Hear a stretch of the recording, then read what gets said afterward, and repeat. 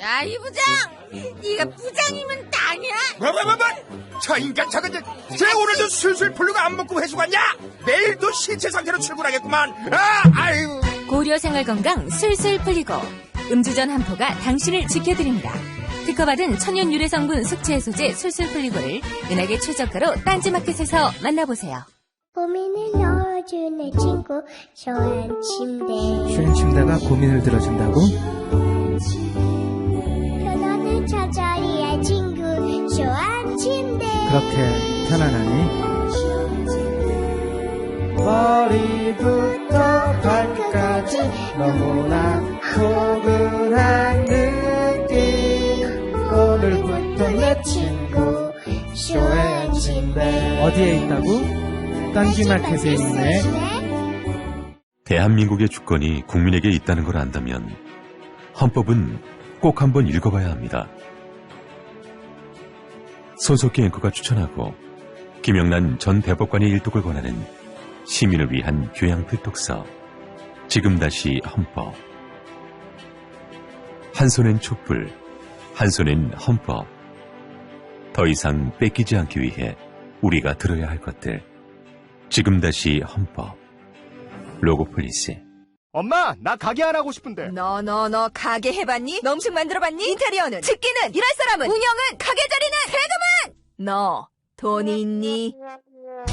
나는 요술램프 몬스터 셰프다. 네가 원하는 모든 것을 들어주마. 맛집의 맛을 똑같이 만들어줄 수 있어요? 맛뿐만 아니라 돈과 청음의 모든 비법을 알려주겠노라. 야하!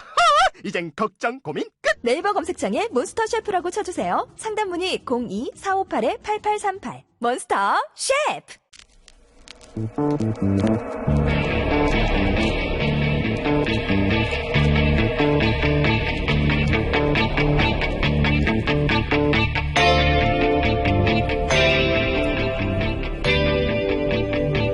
안녕하세요, 김호준입니다. 선거는 구도의 격돌입니다. 어떤 시대 정신을 기준으로 그 경쟁을 해석하느냐에 따라 선거를 바라보는 관점 자체가 결정됩니다. 개헌이냐, 정권 교체냐, 인물이냐, 경제냐, 지역이냐. 그 구도에 따라 등장 인물까지 달라지는 선거의 결정적 요소죠. 그래서 반기문 불출마 선언 이후 많은 매체가 여론조사를 하고 다양한 구도와 해석을 내놓았습니다. 황교안 급부상부터 최대 수혜자 안희정, 보수 적합도 1위 유승민, 보수 후보 단일화까지 수많은 구도와 해석이 등장했고 자연스러운 현상입니다. 그런데 모바일만 하루 2,400만 명이 방문한다는 네이버가 어제 저녁 8시 기준 메인 화면 가장 앞줄에 노출한 관련 기사는 문재인 대 안철수 양자구도 급부상 제하에 두 후보 격차가 크게 좁혀졌다는 오후 6시경 네이버에 입력된 서울경제 기사입니다. 물론 그런 구도도 가능할 수 있습니다. 그런데 동일 시간대 게재된 안희정 황교안 지지율 급등 제하의 중앙일보 기사는 최대 수혜자가 황교안 안정이고 문과 안의 격차는 여전히 크다는 상반된 내용입니다. 역시 그럴 수도 있습니다. 조사기관 시점, 방법 그리고 결과가 다르고 매체도 달라서 그 해석이 다른 건 당연합니다. 어떤 해석이 옳다 그러다를 말하는 게 아니고요. 문제는 상반된 여론조사 수치와 전혀 다른 해석과 구도가 나왔을 때 네이버는 무엇을 기준으로 기사 하나만을 선택해서 수천만 명에 노출되는 메인 가장 앞줄에 노출하느냐 하는 겁니다. 그리고 그 기준은 누가 정하는 거죠? 이 기준을 네이버가 자의적으로 가져가는 것은 일개 IT 기업이 대한민국 대선에 개입하는 효과를 냅니다. 이 문제는 모두가 함께 매일 지켜보고 감시하고 지적해야 한다. 김어준 생각이었습니다.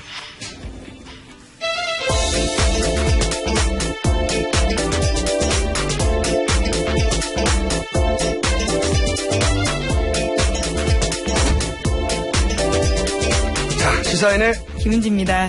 네. 제가 방금 포털 얘기했는데 이거 굉장히 중요한 내용입니다. 네. 이게 포탈이 제목을 뭘로 뽑아서 관련 기사 중 수천 개 중에 하나를 메인으로 뽑아내냐. 만약에 여론조사 결과가 대부분 비슷한 경향을 보이고, 비슷한 해석이 가능한 수치가 있을 때 문제가 없어요. 그 중에 가장 알찬 기사를 뽑으면 되죠. 하지만 해석이 완전히 다른, 사실 여론조사 기관마다 다 다르잖아요. 최근에. 하루 이틀 사이에. 계속 좀 차이가 나고 있죠. 네, 그럼 뭐 그럴 수밖에 없어요. 왜냐하면 임팩트가 있는 사건, 불출마가 있은 지 하루밖에 안 지났기 때문에 아직 충분히 사람들한테 이제 어떻게 받아봐야 될지 결정되지 않아서 달라질 수 있는데 조사 방법이 달라서 그럴 수도 있고. 완전히 다를 때 한 가지만을 선택해가지고 맨 앞에 제목을 이렇게 딱 걸쳐놓으면 대단히 큰 영향을 미치거든요. 아, 이렇게 됐구나 하고. 사람들 인식에 영향을 미치고. 그 인식은 제가 말씀드린 구도에 영향을 미치는데 구도가 뭐냐에 따라서 사람들이 선택되는 거예요. 후보들이. 사람들 머릿속에. 그러니까 이거는 선거에 개입하는 것과 마찬가지 효과입니다. 실제로는. 굉장히 중요하죠. 근데 그걸 왜 IT 기업이 하죠? 이렇게 상반될 때는 그냥 특히나 상반될 때는 관련 여론조사 클릭하면 모든 해석을 동시에 볼 수 있게 나오는 게 맞죠. 안 그렇습니까? 네, 네이버가 이 뉴스를 주시해서 듣고 있어야 되겠네요. 이 매일매일. 말씀을. 저만 이렇게 생각하는 건 전 아닐 거라고 보는데, 예. 많은 분들이 그런 관점에서 뉴스를 봐야 된다. 그리고 매일매일 문제 있다고 지적해야 하고, 어떤 시점에 이르면 네이버와 저는 전화도 해볼 생각입니다. 누가 결정하는 거죠? 왜 그렇게 결정하는 거죠? 라고 사례가 좀 쌓이면 해볼 생각입니다. 자, 첫 번째 뉴스는 뭡니까? 네, 독일의 말 중개업자가 2013년 10월에 최순실 씨의 초청을 받아서 청와대에서 박 대통령과 독대했다라는 뉴스타파의 단독 보도인데요. 이 해당 말 중개업자는 청와대에 들어갈 때 공식 출입 절차도 거치지 않았고요. 게다가 대통령은 당일에 공식 일정이 없었다라고 합니다. 박근혜 대통령이 이제 정유라를 어릴 때 보고는 보지 못했고, 요 말의 요지는, 아니, 내가 크게 관심을 가져야 될 이유가 뭐가 있냐. 친구에 따르지만 어릴 때 보고 못 봤다. 이런 얘기인데, 정유라한테 말 판 사람을 왜 독대합니까? 그게 궁금하네요, 저도. 장관도 독대를 안 하는 분이? 이게 이제 대통령이 정유라의 승마 문제에 지대한 관심을 가졌다. 그런 정황 중에 하나인 거죠. 네, 그렇죠. 이 장래와 연관되어 있는 부분이니까요. 네. 2013년 10월이면. 예. 그리고 정유라 승마대 1등 안 줬다고 해서 문체부 공무원들 몇 명 날아가는 거 아닙니까? 예, 참 나쁜 사람이라고 했죠. 거기서부터 사실은 이 게이트가 출발했다고 볼 수도 있을, 이렇게 폭로가 정황에 출발했다고 볼 수도 있는 건데, 정유라 말 사주다가 삼성에 적골된 거잖아요. 네. 지극한 관심, 정유라에 대한, 이건 부인할 수 없는 또 다른 정황이 나온 거죠. 뉴스타파는 이분을 어떻게 찾아냈대요? 삼성과 거래를 했던 그 업체 중에 하나인데요. 그 업체들을 찾다 보니까 독일을 간 것 같고 거기서부터 그 중개업자의 증언을 들은 걸로 추정이 됩니다. 그 사람이 설마 청와대까지 와서 박근혜 대통령을 독대했을 줄이야. 누구도 뉴스타파도 아마 이런 기대를 하고 이 사람 만난 건 아닐 텐데. 아마 깜짝 놀랐지 않았을까 싶습니다. 놀랐을 가능성이 높죠. 아니 왜 말 팔았다고 독대를 합니까? 장관도 못하는 걸. 네, 이게 정유라 씨에 대해서 관심도 없다는 듯이 말했다는 건 거짓말이라는 정황이죠. 이게. 정유라 씨의 말, 승마, 지대한 관심을 가지고 있었다. 그런 뉴스고요. 굉장히 특이한, 추정으로는 도저히 나올 수 없는, 털록도 예상할 수 없었던 뉴스였습니다. 자, 다음 뉴스는요? 네, 이상화 KB하나은행 글로벌 금융본부장이 정유라 씨 특혜 의혹 관련해서 계속 이름이 거론됐었는데요. 이 본부장이 승진했던 부분에 있어서 박 대통령이 직접 인사청탁을 했다라는 특검 수사 결과가 특검의 수사 내용입니다. 퍼즐이 막 풀리네요. 네. 이게 초반에 게이트 초반에 가장 먼저 등장한 뉴스 중에 하나였거든요.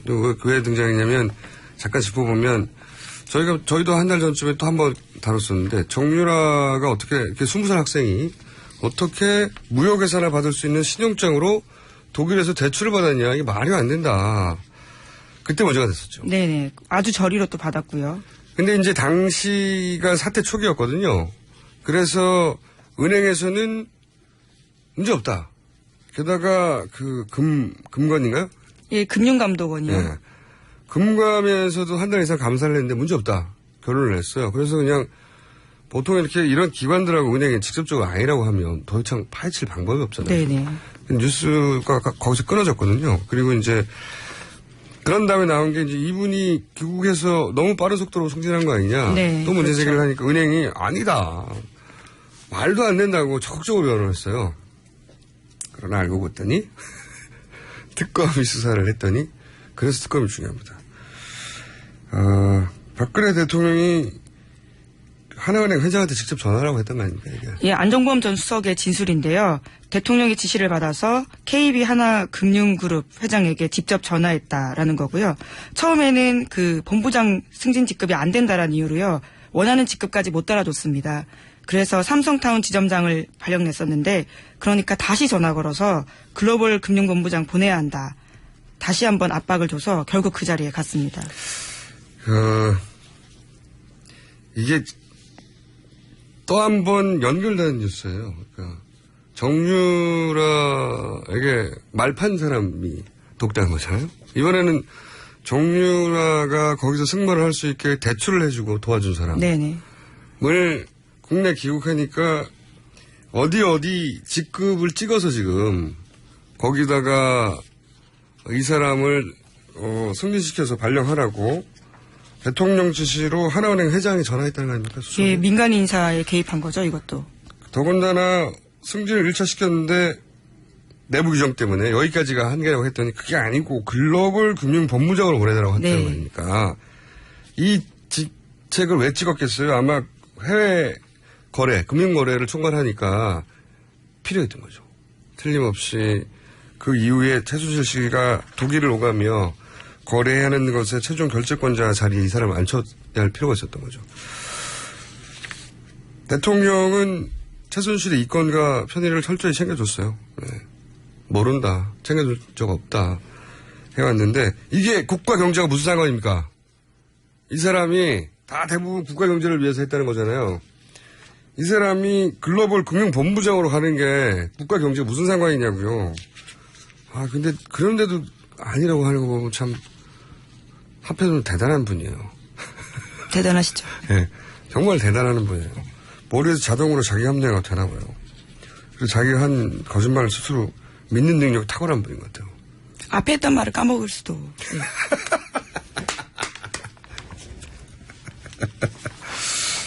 예. 네. 김은지 기자가 했던 석 달 가까운 시간 동안 가장 재밌는 코멘트였습니다. 그렇죠. 웃기려고 한 말은 아니었습니다. 그렇죠. 예. 잊어버리면 죄가 없죠. 그냥 기억력이 문제인 거예요. 예리한 지적이었고요. 자, 근데 이분이 또 이 이상화 씨가 이게 칭동쿨 같아요. 이분이 또 최근에 문제가 되는 미얀마 대사를 네네. 소개한 분이잖아요. 예, 어제 소개시켜드렸었죠. 완전 그 뉴스. 한호 100년 칙칙 뭐죠? 그 칭동쿨처럼 얽혀서 잘 살아보sen가요? 네네. 하여가. 네, 그거예요, 이분들이. 자, 그 관련 뉴스 또 있죠. 네, 장시호 씨가 태블릿 PC 냈다라는 것도 소개 한번 시켜드린 적이 있는데요. 그 태블릿 PC에는 최순실 씨가 이 이상화 KB 하나은행 본부장과 주고받은 이메일이 여러 건 나왔다고 합니다. 그에 대해서 이상하다고 여겼던 특검이 그러니까 이 태블릿에서 최순실 씨가 이 바로 이상화 씨하고 주고받은 메일을 그렇죠. 확인했고 예. 그 메일 내용이 이상했던지 이상화 본부장의 휴대전화를 확보했고요. 거기에 보니까 유재경 대사와 이상화 본부장이 주고받은 문자 메시지가 나온 겁니다. 줄줄이 나온 거죠. 예. 줄줄이. 예. 그래서 줄줄이 이거 사실 특검이 안 했으면 어떻게 밝혀냈겠어요. 줄줄이 나와가지고 그 문자가 있는데 그 문자 중에 결정적인 게 있었다면서요. 네, 오늘 아침 한겨레 신문이 보도한 건데요. 이런 내용입니다. 아무튼 못난 선배 챙겨줘서 고마우이. 유재경 대사가 이상화 본부장에게 보낸 문자라고 합니다. 네, 그러니까 요약하자면 이상화 본부장과 최순실 씨가 주고받은 이메일이 하도 많아서 이상해서 이상화 본부장을 불러가지고 그러니까 휴대폰을 네네. 문자를 확인해 보니 거기에 이제 미얀마 유재경 대사를 추천한 정황들이 나오고 그 중에서 이제 결국은 결정되고 나서 챙겨줘서 고마워. 고마우이. 네. 예. 이 유재경과 그 이상화 본부장 사이의 관계가 이러하고, 근데 또 이분은 어떻게 연결이 되냐면 코이카. 예. 지금 이제 ODA 자금, 원래 원조해라고 있는 자금을 갖다가 자기들이 건물 지어서 돈 빼먹으려고 했던 그 사업을 주관하는 코이카의 현 이사장하고도 연결이 되잖아요. 프랑크푸르트 연결되고, 그리고 같이 한도 경제인회 멤버라고 하고. 네, 김인식 코이카 이사장 말씀하시는 거죠? 칙농쿨입니다. 이게 칙게이트예요, 칙게이트.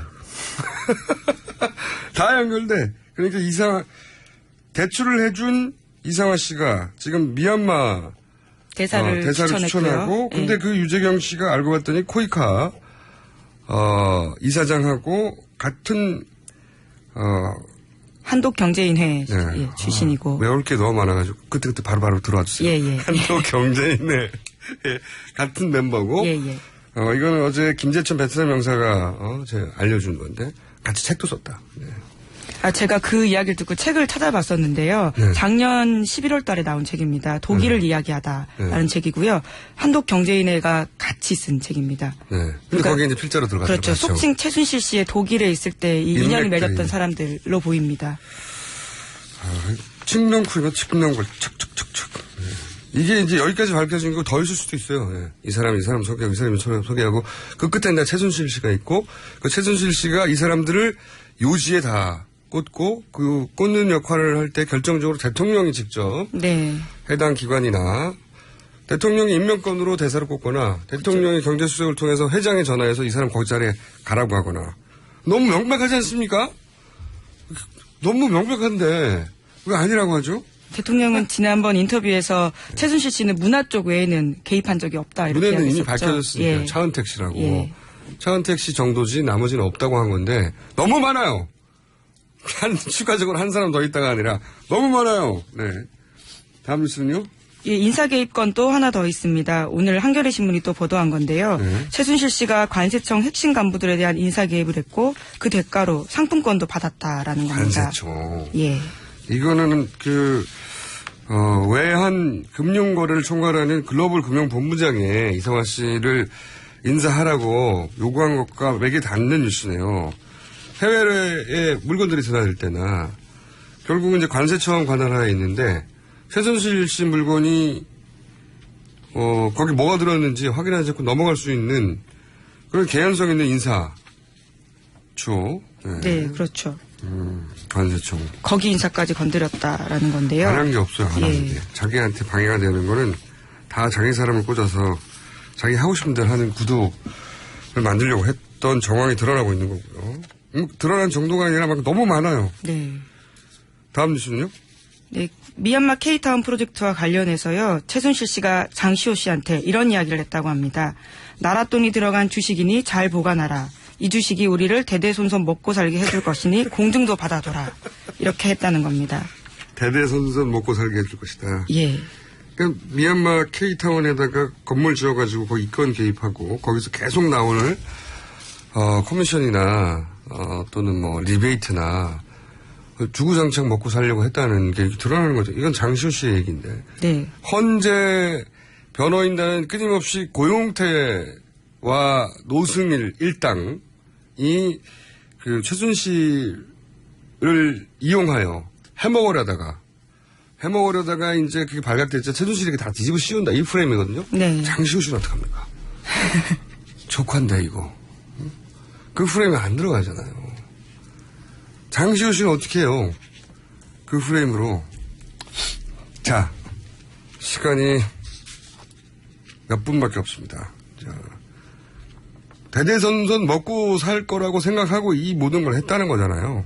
그런 속내가 보이는 말이죠. 네. 그거를 예를 들어서 고영태 씨나 노승일 씨나 입장이 갈라진 사람들이 아니라 물론 장시호 씨도 저는 입장이 이제 재산이 또 갈라졌다고 추정하고 있지만 가족이잖아요. 가족.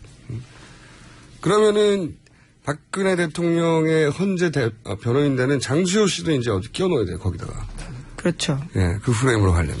가족이지만 그다음부터 설명을 어떻게 하죠? 효과적인 변호 전략이 아니라고 보는데 어쨌든 그거밖에 없으니 그렇게 하겠죠. 다음 뉴스는 뭡니까? 네, 특검이 김영재 원장의 부인 박채윤 씨에 대해서 사전구속영장을 청구했습니다. 박 씨는 수천만 원 상당의 뇌물을 안종범 전 수석 쪽에 건넨 혐의를 받고 있습니다. 제가 특검이 영리하다고 생각하는 건 지난번에 한 말씀드렸지만 예상치 못한 곳에서 허점을 파고들어서 쑥 뒤밀어요. 이거가 잡힐 거라고 생각하지는 않았을 것 같아요. 계속 7시간만 신경 쓰고 있는데 갑자기 특혜성, 이거 뇌물이거든요. 예, 당연히. 왜냐하면 받은 게 있으니까요. 뭐 예산도 받았고. 네, 그렇죠. 15억 원의 특혜성 예산을 받았다라는 의혹이 제기되고 있습니다. 요즘은 대가성이 직접 인정되지 않아도 포괄적으로 바라봐서 법원에서 이걸 인정하는 추세거든요. 구속영장이 발부되느냐 아니냐 초미의 관심, 개인적으로 초미의 관심입니다. 왜냐하면 지난번에 대통령과 가까운 분 거리가 가까울수록 기각되는 거 아니냐 제가 한번. 네네. 최경희 총장 기각됐을 때 그런 말씀. 다 구속됐는데 맨 위에 있는 사람이 기각됐잖아요. 이분도 사실은 건이 대통령과 굉장히 가깝거든요. 이분이 소위 보안 손님으로 굉장히 자주 청와대를 드나들었다고 하는 분이죠. 네네. 최순실 씨와 함께 이 원장 부인이. 김영재 원장도 드나들었고요. 굉장히 가까운 분이에요. 거리상으로는. 사적인 친밀도는 모르겠지만 한 달이 건너면 대통령이 뭘 그때 무슨 말을 했는지 물어볼 대상이 되는 사람인데 그래서 저는 구속영장 기각 보통 사건이라면 이 정도면 구속돼야 되거든요. 네. 명백해서. 근데 이제 구속영장 기각의 가능성이 상당히 높다. 는 생각이 듭니다. 자, 앞으로도 뉴스를 한두 개 정도는 할 수 있을 것 같아요. 네. 네, 특검이 추가로 확보한 안종범 전 수석의 수첩 40건인데요. 여기에서 또 40건? 새로운 내용이 나왔습니다. 40건, 예. 40건. 예. 그 전에 17건인가 그러잖아요. 그렇습니다. 대박이 났네요. 대박이 났어요, 이거. 예, 혹자는 사관이라는 표현까지 하고 있습니다. 안종범 전 수석이 워낙 기록을 많이 하셔서요. 이 이야기는 두 가지 의미가 있어요. 하나는 그만큼 대통령이 쏟아낸 이권이 많다는 거예요. 보통 안종범 수석은 이 수첩이 많았던 이유가 너무 많은 걸 쏟아내서 계속 받아적기 바빴다. 그렇죠. 1시간 동안 쏟아낸 적도 있다고 했잖아요. 예, 잘 받아줬고 있냐라고 질책도 하기도 하고요. 그래서 그러면서 뭔가를 읽는 것 같다고 말했고 저도 읽지 않는 한 1시간 동안 그 많은 이름과 구체적인 직책들 이거 어떻게 다 외웁니까? 하나은행에 글로벌 금융본부장이라고 하는 직책이 있는지 어떻게 알아요? 몰라요. 그렇죠. 예. 하나은행에 있는 사람들만 아는 거죠. 외부 사람 절대 모른단 말이죠. 이건 근데 구체적으로 특정해서 어떤 사람을 이 자리로 보내라고 하는 거잖아요. 엄청나게 많은 이권 개입이 드러날 금고가 열린 거죠. 이게 사관 맞아요. 네. 앞으로 역사는 이것을 정범실록이라고 기록해야 됩니다. 네. 안마천이라고 불러야 됩니다. 안마천. 네. 두 번째 하나 더 있어요. 두 번째 의미는 17건 가지고도 아직도 다 수사가 안 됐어요. 그렇죠. 40건이 추가로 나왔어요. 특검을 한 달이 아니라 이건 몇 달을 연장해야 되는 사람. 물론 법 때문에 한 달밖에 못 하는데 그것도 안 하려고 그러겠죠. 40건이 나왔어요. 다시 시작해 처음부터. 그리고 17건은 사실 최근 게 아니고 그 이전 거였잖아요. 예, 시기상으로 그렇습니다. 2년 전까지란 말이에요. 예. 거의. 근데 이건 최근까지거든요. 네.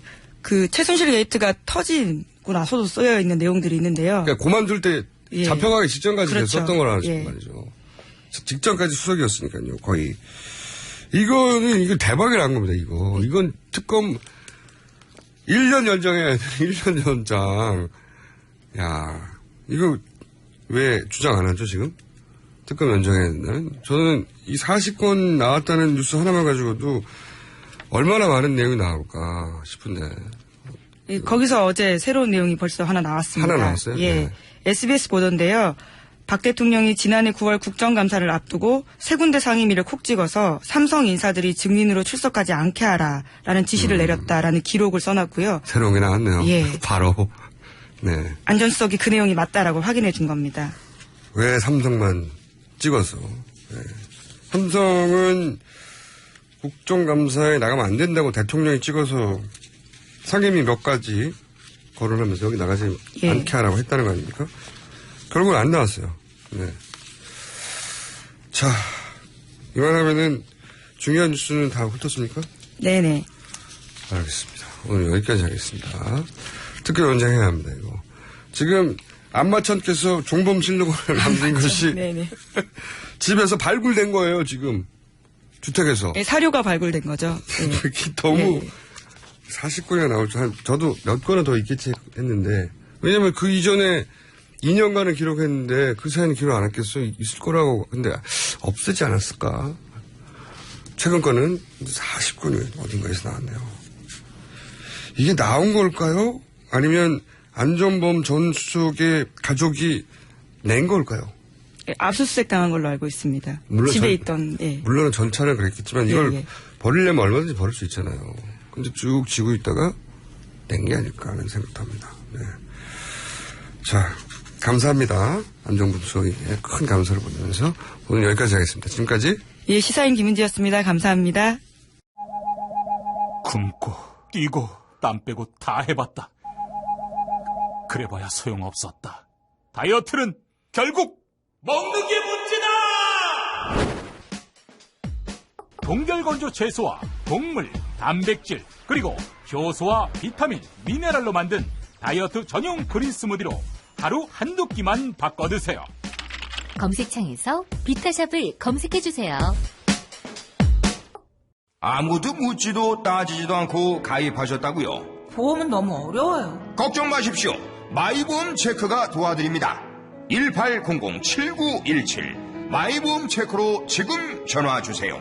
1800-7917 이미 가입한 보험이나 신규 보험도 가장 좋은 조건을 체크해서 찾아드립니다.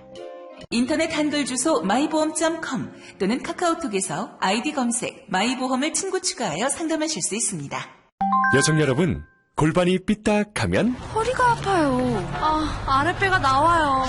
골반이 바로 서야 건강도 아름다움도 바로 섭니다. 바디로직을 입으세요. 토크밴드의 입체적인 탄력이 틀어진 골반을 바로잡습니다. 간편하고 확실한 골반 교정 타이즈 바디로직. 삐딱한 남성 골반에도 역시 바디로직. 바디로직의 효과를 못 느끼셨다면 100% 환불해드립니다. 자세한 환불 조건은 홈페이지를 참조하세요.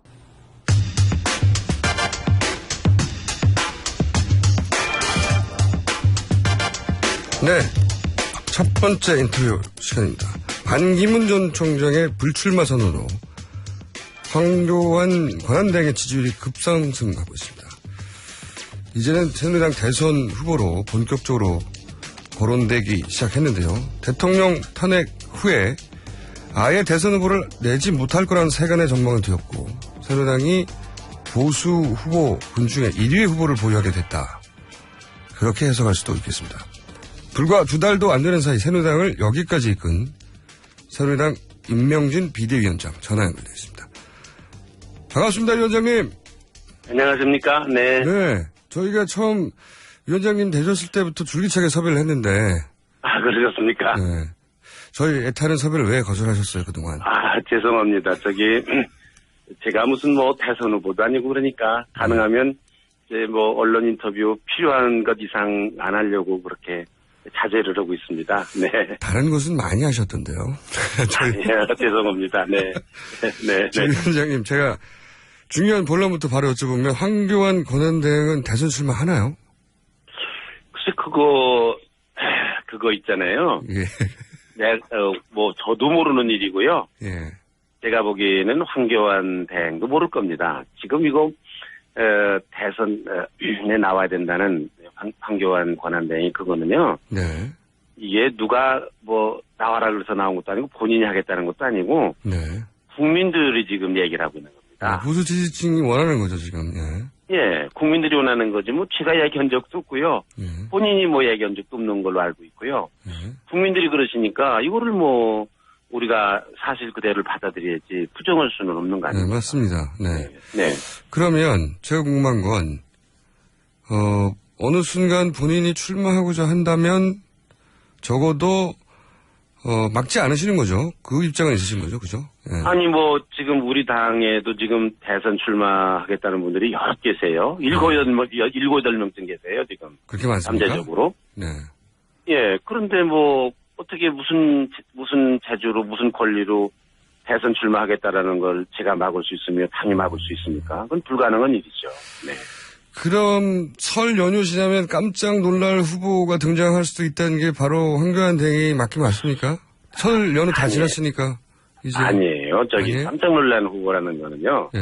이 깜짝 놀란다는 거는 사람에 따라서 다릅니다. 어떤 사람은 깜짝 놀랐는데 또 다른 사람은 그게 무슨 놀랄 일이냐 이러기도 하고요. 위원장님이 깜짝 놀랄 후보는 누구죠? 제가 생각할 때 깜짝 놀랄 사람이 뭐 다른 사람은 아니라 생각할 수도 있고요. 지금 뭐 7명, 8명 나오니까, 나온다고 그러니까요, 앞으로 거기 깜짝 놀랄 분이 있을 거고, 사람에 따라서, 저 사람 나오냐로 깜짝 놀랄 분도 계실 거고요. 좀 더 지켜봐야 될 것 같습니다. 위원장님이 그러면 깜짝 개인적으로 놀랄 후보가 있구나 한 분은 누구예요? 저는요, 이 당에 지금 이게 비대위원장을 맡았기 때문에, 이 경선을 관리해야 될 사람입니다. 근데 그 안에, 그러면 저도 지금. 제가 속으로 깜짝 놀랄 사람이 있다 하더라도, 표정 관리를 잘해야 될 사람이에요, 제가. 그건 이해가 갑니다. 그 말까지 하다니, 얼굴 표정도, 눈치채지 못하게 해야 될 책임이 저한테 있기 때문에. 그거 잘하시는 것 같아요. 네. 근데, 제가 궁금한 건 그러면, 개인적으로 깜짝 놀라신 후보, 그렇지만, 표정 관리 하시는 그 후보가 새누리당 안에 있는 겁니까? 아니면, 밖에서 영입하는 겁니까? 네, 안에도 있을 수 있고요. 밖에도 있을 수 있는데요. 너무 멍하게 하시는데요. 정치라는 거 아시잖아요. 한기문 총장이 그렇게 그만둘 줄 누가 알았습니까?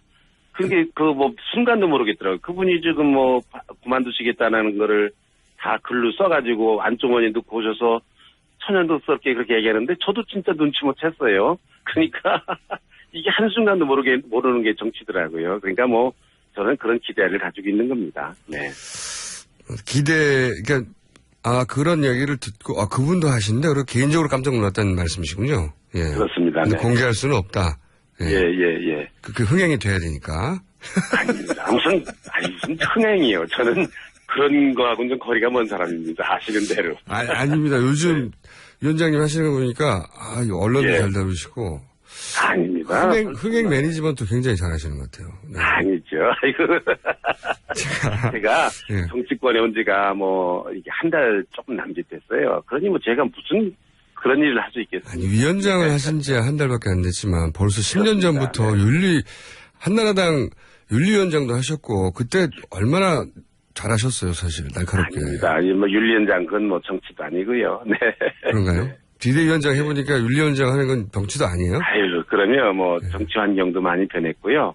언론 환경도 너무 많이 변했고, 옛날에 윤리위원장 할 때는 이거는 옛날 얘기인 것 같아요. 네. 그때 굉장히 인기 좋으셨는데. 왜냐하면 거침없이 하셨거든요, 그때 막. 이명박 대통령 시절에. 지금도 거침없이 하는데. 그렇게 안 느껴지시는 모양이죠? 개인적으로 놀란 것도 말씀 안 하시고 있잖아요. 거침없게 좀 해주세요. 자. 네. 말 안 하는 게 거침없는 겁니다. 그거는 제가 보기에는 순간적으로 생각이 내신 것 같은데요. 아닙니다. 정말 아닙니다. 자. 네. 황교안 대행 출마 여부를 따지기 이전에 이게 이제 이런 얘기 있습니다. 탄핵 국면에 원죄라고 표현할게요. 원죄가 있는 새누리당이 연속해서 또 정권을 달랠 자격이 있느냐 이런 지적이 분명히 있고 그것도 일리 있죠. 제가 한 얘기인데 누가 또 제 얘기를 따서 있습니까? 제가 한 얘기입니다. 그럼 거꾸로 지금 새누리가 다시 대선 후보를 낼 자격이 있는 그런 상태까지 갔느냐 이런 질문을 해야 되잖아요. 그렇습니까? 그런데 이제 제가 이게 비대위원장 오면서 그 얘기를 했습니다. 지금 새누리당이 현재 이제 국정의 어려움, 탄핵 사태에 이르기까지 되어진 이 책임이 있잖아요. 물론 박근혜 대통령이 책임이 있지만 집권 여당인 새누리당도 이 책임에서 벗어날 수 없다. 당연히. 사적인 책임이 있는 거거든요. 그런 말씀하셨죠, 처음부터. 그럼요. 모든 국민들이 그렇게 생각하는 거고 새누리당이 이걸 모르면 안 되거든요. 이런 상황에서 또 다음번 정권 우리 당에 달라? 그 염치 없는 일이다. 제가 그 얘기를 했습니다. 그래서 인적 청산부터 말씀하셨죠. 그렇죠. 다만 우리가 이게 정치라는 것도 그렇고 사람도 마찬가지고 잘못할 수가 있거든요. 그래서 우리가 집안에서도 애들이 잘못하잖아요. 그럼 혼내죠. 잘못했습니다. 이 부모들이 마지막에는 어떻게 합니까? 야, 너 이제 그러면 다시 그러지 마라. 이 잘해. 이러는 거 아니에요? 그래서 우리도 먼저 새누리당이 해야 될 일은 국민 앞에 잘못했습니다.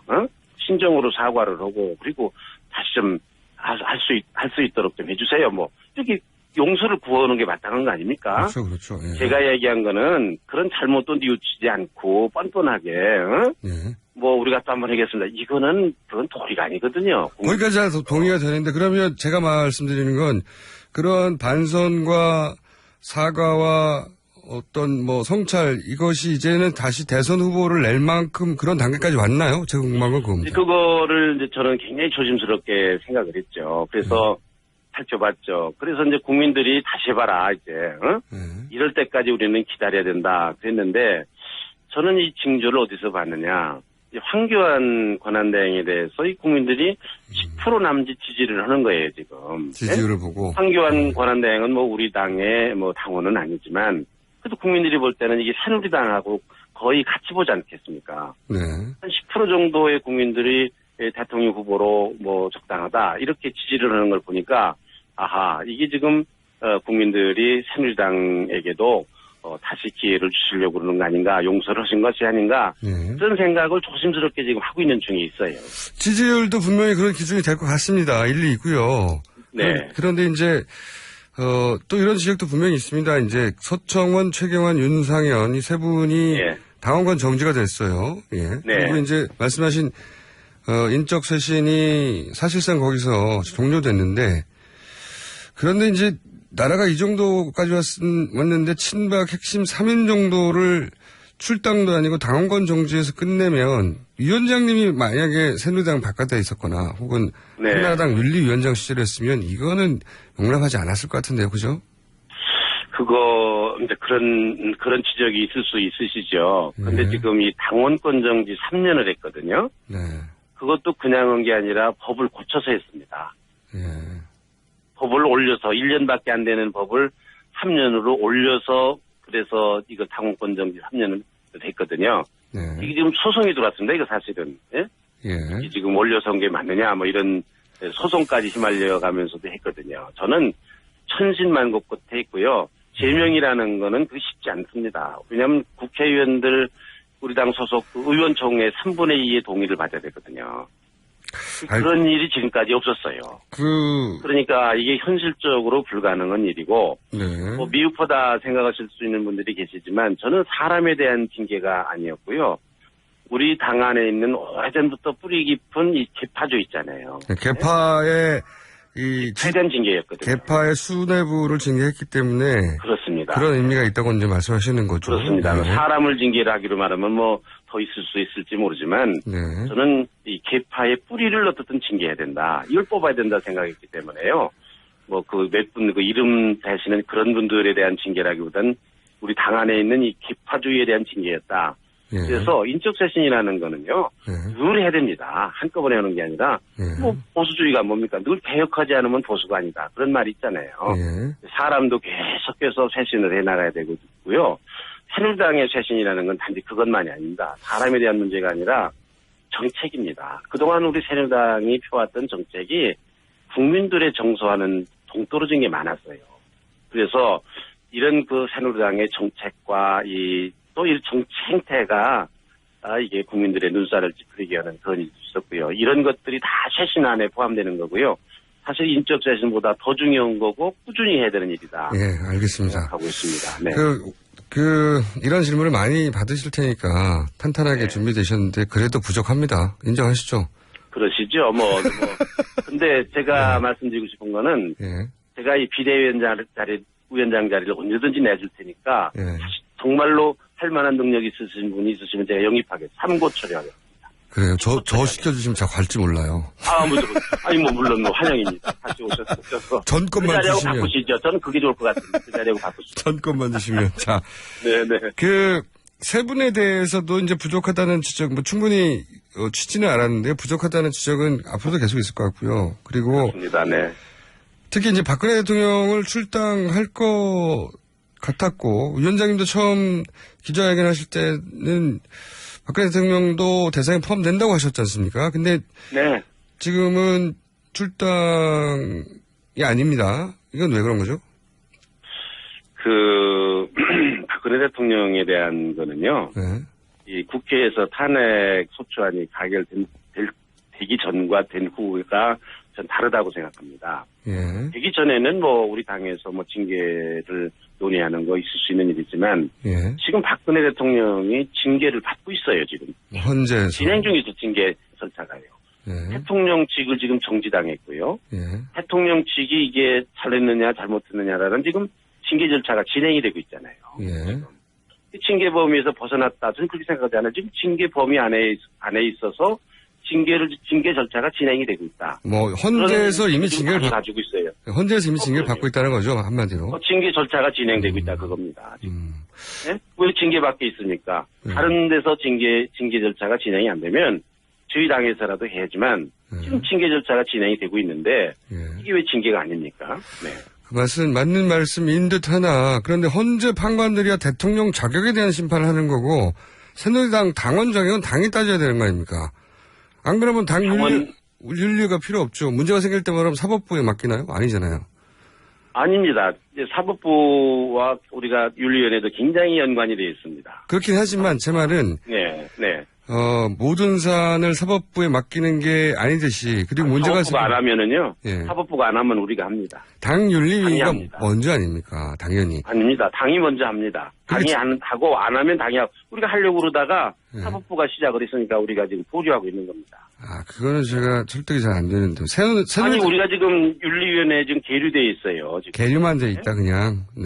계류돼 있어요. 계류돼 있고 우리가 하려고 그랬는데 사법부가 시작을 했으니까 우리는 잠시 중단한다 그겁니다. 아니 아무리 잘못했다 하더라도 무슨 경우 없이 막 합니까? 아니 새누리당 당원 자격인데요. 그거는 새누리당이 결정하면 되지 왜 헌재 판관이 새누리당 당원들도 아닌데 그걸 기다리나요? 그건 그거고 이건 이거 아닌가요?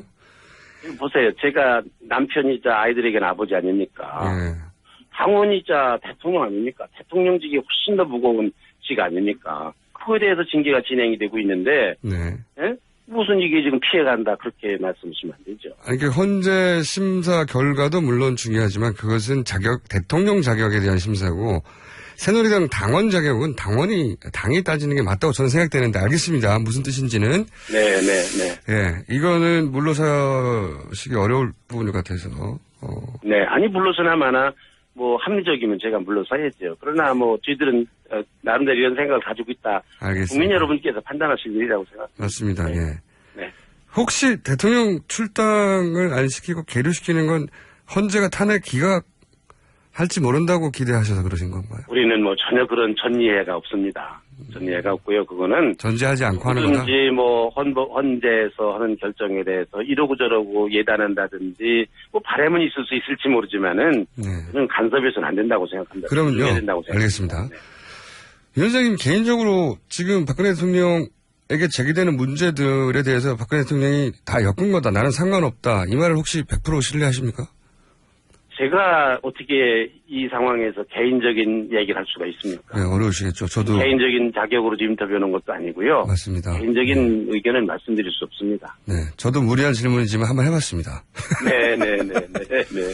자, 그러면은 이거 어떠십니까? 이건 중요한 문제 같은데. 헌재 소장의 공석인데 황교안 대행이 헌재 소장을 임명해도 될까요? 그거 우리 당에서 아직 공식적으로 논의한 바가 없습니다. 당의 아마 입장이 지금 정해지지 않은 걸로 제가 알고 있습니다. 위원장님의 소신은 어떠십니까? 제가 위원장이지만은요. 특정의 모든 문제에 의견이 있는 건 아닙니다. 이 문제는 중요한 문제잖아요. 상당히 제한적이고요. 예. 제가 관여할 만한 그런 사안이 아닙니다. 비대위원장으로서. 네, 그래서 생각을 안 해봤습니다. 당의 입장 정리니까 비대위원장이 관여하셔야 되는 거 아닌가요? 당의 입장 아마 원내대표를 중심으로 해서 거의 많은 뭐 정치적인 입장이라든지 이런 게 정리가 되고요. 네. 저는 지금 당이 어려우니까 저는 응급실의 의사입니다. 뭐 인공호흡도 하고요, 심폐소생술도 하고요. 뭐 저는 그런 일에 정신이 없습니다. 또 그 방면엔 또 전문가도 아니고요. 그거는 뭐 헌법적인 여러 가지 이론이 있는 것 같은데요. 그럼 뭐 전문가들이 당에서 의논하고 결정해야 될 일이라고 생각합니다. 그 부분은 아직 입장이 없으시고. 네네. 인적쇄신 얘기하다가 다시 생각이 나는데 위원장님이 작년 말에 이제 인적쇄신 기준을 뭐라고 처음 일성을 하셨냐면 박근혜 정부 4년 동안 여당과 정부의 주요 직책을 맡은 사람. 그 3인도 사실은 그런 기준에서 선정이 됐었죠. 네. 그렇습니다. 네. 제가 선정한 건 아니고 자연스럽게 그렇게 모여지던데요. 그렇죠. 의견이. 네네. 그러다 보니까 뭐 이정현 대표 얘기도 나오고 쭉 얘기 나왔습니다. 그런데 이제 그 기준대로 하면 황교안 대행이야말로 4년 내내 장관 총리를 해서 그 기준이면 황교안 총리도 인적 쇄신 대상이지 대선 후보는 황교안 총리는 당원이 아니거든요. 그렇지만 그 당 밖에 있는 분 아니 뭐 새누리당이 무슨 대단한 권한이 있다고 모든 사람들에 대해서 책임을 묻고 징계를 하고 그렇습니다. 아까는 사실상 하는 겁니다. 아까는 사실상 새누리당 대선 후보로 국민들이 인식한다고 말씀하셨지 않습니까? 아니 글쎄 그런다 하더라도 당원이 아닌 걸 어떻게 하겠습니까? 제가 여기 와서 인적 정상이 조금 미흡한 부분이 있는데요. 책임을 져야 될 사람들이 나갔어요. 도망을 갔어요. 그래가지고 사실은 이 사람들도 제가 인적 정산의 대상이라고 생각했는데 그래서 미흡해요. 이분들 중에도 몇 사람을 했어야 이게 국민들 보기에 제대로 했구나 이러실 텐데 그건 굉장히 아쉽게 생각합니다. 그 사람들 책임 있는 걸 알면서도 당원이 아니라 징계를 못했어요. 저는 이제 황교안 총리를 당원이 아닌데 징계하라는 게 아니라 같은 논리로 보자면 후보가 되지 않고 자성해야 될 사람이다. 그런 논리로 비판할 수 있을 것 같아요. 그거는요. 국민들이 판단하실 일이라고 생각합니다. 알겠습니다. 그럼에도 불구하고 10% 가까이 되는 분들이 황교안 권한대행을 지지를 했다. 그분들에게 왜 당신들 그럼에도 불구하고 지지를 했느냐. 이 국민들에게 물어보셔야 될 일이지 뭐 저한테 물어볼 일은 아니라고 생각합니다. 네. 그렇지만 위원장님 입장은 있을 수 있지 않습니까? 그걸 제가 여쭤보는 건데. 입장이라는 건 간단합니다. 국민들에게 물어보시라. 그게 제 입장입니다. 왜 그런 분을 지지하느냐. 알겠습니다. 예전에는 입장이 다 있으셨잖아요. 지금도 입장이 있는 거 아닙니까? 지금도 입장이 분명한데요. 뭐. 그때는 국민들에게 물어보라고 안 하셨어요. 자, 근데 뭐 위원장님 있었으니까. 황교안 총리에 대해서 그런 뭐 말도 없었고 그런 뭐 수치가 나온 것도 없고 그랬으니까 뭐 그때는 그런 말을 할 수가 없었죠. 이거는 제가 궁금해서 이건 이제 아마 답변할 수 있을 것 같은데 어제 많은 매체들이 반 총장이 불출마를 선언했는데 여러 가지 요인이 복합적으로 정했겠지만 그중 하나로 꼽는 게 위원장님이 이제 당일날 나이가 들어서 여기저기 다니면 낙상하기 쉽다. 특히 겨울에는 낙상하기 싫어 집에 가만히 있는 게 좋다. 이런 말에 상처를 줬다. 그렇게들 분석하는데 이게 상처받으라고 하신 말씀 맞습니까? 우선 반기문 총장님이 옛말에 그런 말 있잖아요. 패장은 유구무원이다. 희고록이나 쓰셔야 될 말씀이라고 생각합니다. 지금 말씀하시는 여러 가지. 근데 이제 화가 나신 거죠, 이제. 제가 보기엔 그런 것 같은데. 화가 나셔도 그런 정도는 참으실 수 있어야 애교가 있으시지. 근데 화나라고 하신 말씀이기 때문에. 아닙니다. 그 뜻이 뭐죠, 그 뜻이? 저는 이렇게 얘기를 했습니다. 저에 대한 얘기를 했어요. 제가 진보주의자다, 보수주의자다, 중도보수주의자다, 뭐 그런 말을 많이 듣는데 제가 요즘 입장을 바꿨습니다. 낙상주의로 입장을 바꿨습니다. 다니다가 넘어지면 진짜 큰일이거든요. 더군다나 연세가 드셔서. 아니, 이게 건강 걱정. 황교안 총리가. 보행 능력에 대한 걱정 이런 건가요? 미끄러운 길에서 저는 반기문 총장님이 오셔가지고 20일 되셨는데 여기저기 다니시잖아요. 사람도 만나주고 저 사람도 만나주는데 가서 또 뭐 샀다를 내렸다는 둥, 뭐 올렸다는 둥, 뭐 이런 얘기 듣고 만나보니 뭐 또 다른 얘기도 듣고 뭐 또 이런저런 또 핀잔도 받으시고 또 뭐 이렇게 냉대도 받으시고 이러시더라고요. 그러니까 제가 볼 때 이건 아니다 좀 싶었어요. 왜 도대체 그렇게 다니시는가? 뭐 물론 생각이 있어서 다니시겠지만 제 입장에서 볼 때 안타깝더라고요. 순수하게 걱정을 해주신 거군요. 그렇죠. 그러니 그렇게 다니시다가 연세도 높으시고 그런데 그러지 말고 우리 당에 오시면 지금 우리 당 리모델링을 잘 해놨거든요. 회장판도 해놓고 아니 우리 당에 오시면은 편안하게 있으실 수 있으신데 그렇게 밖에 다니시면서 괜히 그러십니까? 그래서 내가 비유적으로 말씀을 드렸고 그렇게 여기저기 다니시지 말고 있으실 데가 없으시면 뭐 저희 집에 오시죠. 저희 당에 오시죠. 그런 거지. 집에 여기서 집이라는 거는 언론에서는 집을 이제 정치하지 말고 그냥 들어가라는 말로 해석하는데 그게 아니고 여기서 집을 사당동가라는 말씀 안 했는데 우리 당으로 오시라 우리 당이랑 아니 정치하는 사람들이 정치적인 집이 어딥니까? 당 아닙니까? 당. 이게 새누리당으로 오라는 말씀이셨어요 이게? 그냥 가실 데가 없으시면 이리 오시는 거. 가실 데는 많았지 않습니까? 네? 아니, 지방도 내드릴 수 있는데. 제 말은. 그랬는데.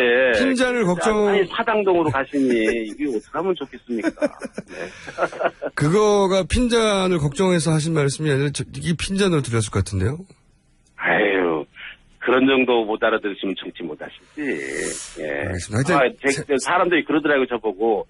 그분이 영어에 익숙해가지고 한국말에 서투르셔서 못 알아들으셨을 거다. 그렇게 얘기하시더만요. 네. 제가 보기엔 말이죠. 네. 핀잔과 이렇게. 핀잔 아니었어요. 진심으로 우연한 마음이었어요. 그러니까 먹이는. 제가 그분을 존경하거든요. 먹이는 발언으로는 제일 센 걸 하신 것 같은데요. 아니에요. 아닙니다. 어쨌든. 그래도. 공식 해석이 나온 겁니다. 집은 새누리당이었다. 예. 그렇습니다. 하도 의견이 분분해가지고. 아니, 근데 전제가 있습니다. 가실 데 없으면 그냥 여기 오시라. 그렇게 얘기했습니다. 또 좋은 데 있으면 가시고요. 네. 알겠습니다. 제가 사실 임명진 위원장님과 인터뷰하는 거 굉장히 재밌고, 더 하고 싶은데. 예. 다음에는 스튜디오에 한번 꼭 나와주시고요. 그러겠습니다. 제가 나가겠습니다. 뭐 집하고도 가깝고 그러니까 한번 가 뵙겠습니다. 오늘은 여기까지만 해야 될 것 같고 다음에 꼭 감사합니다. 감사합니다. 네, 감사합니다. 네. 예, 질문이 많은데 여기서 끝내야 될 것 같습니다. 새누리당 임명진 비대위원장이었습니다. 3부에서 뵙겠습니다.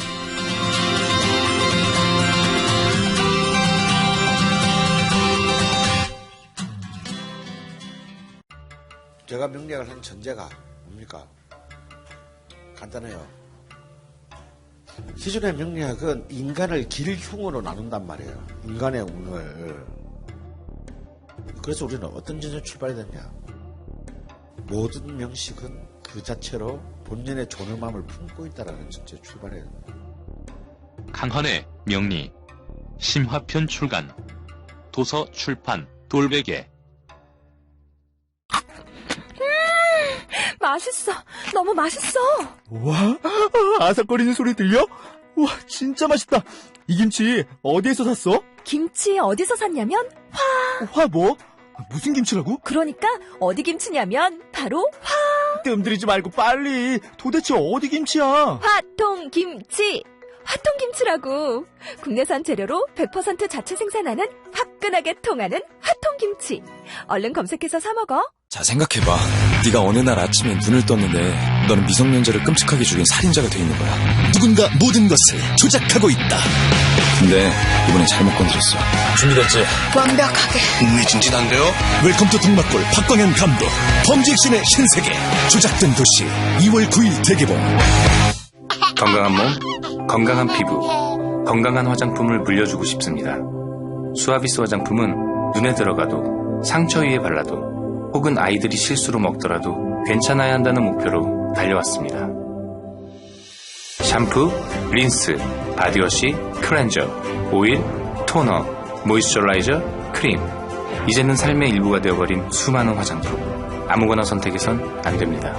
지금 검색창에 수아비스 화장품을 검색하시고 그 놀라운 효과를 확인하세요. 아이부터 어른까지 수아비스 화장품.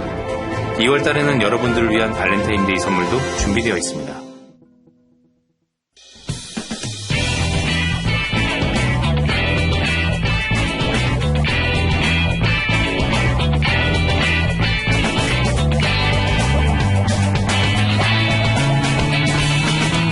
김어준의 뉴스공장.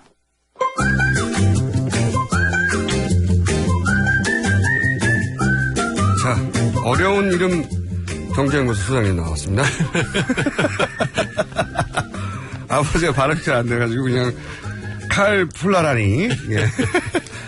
제가 원래 발음이 잘 되거든요. 근데 이건 너무 리을이 많아요. 칼 플라라니. 플라라니 아니라 플라니라. 원래 영어 잘하잖아요. 외신들 주로 보고 방송을 하시는. 이거는 영어 아닌 것 같아요. 이름이 어느 나라 사람은요? 헝가리 사람입니다. 원래는 그렇죠. 헝가리 사람인데 이제 나중에는 캐나다에서 살았죠. 네. 어려운 이름 사회 경제연구소 소장님 정태인 소장님 나오셨습니다. 네, 안녕하세요. 자, 오늘은 뭡니까 주제가? 네, 오늘 트럼프의 경제 정책에 대해서 특히 이제 통화 전쟁, 우리가 환율 전쟁이라고 부르는 게 지금 임박했잖아요. 트럼프는 경제 정책이 있다기보다는 마음대로 하는 거 아니에요? 네, 그런 느낌을 주죠. 그러니까 트럼프의 외교안보 정책도 그렇고 경제 정책도 그렇고 기존 이론으로는 잘 해석이 안 돼. 한쪽이 이거 이쪽 이론에 가깝네 그럼 다른 쪽이 달라요. 그러니까 이론이 없는 거예요. 내 마음 속에 있어. 내 안에 있어. 어떻게 보면은 대단히 실용적이고 대단히 현실적이고 특히 장사꾼이라는 느낌이 확 드는 것이 확실한 것 같아요. 당장 이익이 되는 건 무조건 한다. 그리고 당장 뭐가 문제야? 그럼 그걸 힘으로 돌파하겠다. 이런 모습을 보이고 있죠. 그러니까 이제 보통은 뭐 이념이나 가치 또는 이론에 따라 일관된 게 아니라 그때그때 요거 좋아. 그러니까 재밌는 게 사람들이 트럼프노믹스 또는 트럼프의 정책이 어떤 이론하고 비슷하다 그러면 그 이론의 대가들이 부정하고 나와요. 예를 들어서 이제 트럼프노믹스의 제일 큰 게 1조 달러 이상 인프라 투자하기 때문에 굉장히 필요한 일이고 크루거만 같은 사람들 그래서 굉장히 주장했거든요. 근데 이제 트럼프노믹스 나오니까 그러면 안 된다. 이렇게 이제 크루거만이 나온 거죠. 이제 금리를 인상해야 된다고 나왔고 외교안보 정책은 현실주의라는 거랑 가장 비슷해요. 그러니까 미국의 가치를 세계에 수출하고 이런 소리 하지 말고, 미국은 원래부터 이렇게 좀 고립되어 있는 나라니까, 각 지역은 각 지역이 알아서 하게 해라. 외국에 수출하려고 하지 마라. 외국에 정권 바꾸려고 하지 마라. 이런 게 이제 현실주의라는 건데, 트럼프가 이제 그 비슷한 점이 있잖아요. 그러니까 당장 월트라고 하는 하버드 대학 교수가 트럼프는 합리적 행위자가 아니다. 우리 이론이 적용될 수 없다. 이렇게 바로 어제 썼습니다. 제가 보기엔 트럼프 노믹스의 가장 핵심은 노믹스가 아니라는 데 있어요. 노믹스는 뭔가 일관된 정책과 기조에 있어야 되는데 트럼프 노믹스는 노믹스가 아니라는 게. 김어준 총재하고 비슷한 점이 많아요. 당장 이기게 되면 한다. 당장 인터뷰 하다가 이 사람이 약간 재밌는 얘기를 하면 막 수긍해주고 막. 신문 제목에 나올 것 같으면 무조건. 그 중에 하나가 이제 인프라 투자. 제가 그러다가 그 와중에 다 드러운 척 하면서 허점을 찾는 겁니다. 트럼프도 그래요. 두 번째, 그러니까 첫째는 인프라 투자라는데 이거는 미국의 지금 그동안 이제 재정을 줄이느라고 미국에서 이 도로 항만 이게 엉망이거든요. 그거 해야 된다는 거고, 그거 누구나 긍정할 수 있는 부분이고요. 두 번째는 법인세를 깎아준다. 법인세? 최고세가 35%인데 그걸 15%까지 떨어뜨린다는. 자기가 기업을 하니까 항상. 세금을 덜 내고 싶었던 마음을 반영한. 그것도 있고, 이제 외국하고 경쟁하려면 아일랜드하고 지금 경쟁하겠다는 얘기고. 아일랜드요? 세 번째는 자기 가장 작은 주어보다 작겠나요? 그러니까 이 사람이 미국이 세계 최강국이고 세계를 이끌어간다 웃기지 마라. 지금 당장 미국 기업이 어렵고 미국 노동자들이 고용이 안 된다면 가장 경쟁 상대가 되는 데보다 더 좋은 조건을 줘야 된다. 이런 생각을 갖고 있는 거죠. 알겠습니다. 세 번째는 국경세라는 건데. 국경세. 또는 국경조정세라고 하는 건데 이거가 굉장히 최신인 건데 뭐냐면은 한마디로 얘기하면 수입품에는 불리하게 하고 수출엔 유리하게 한다.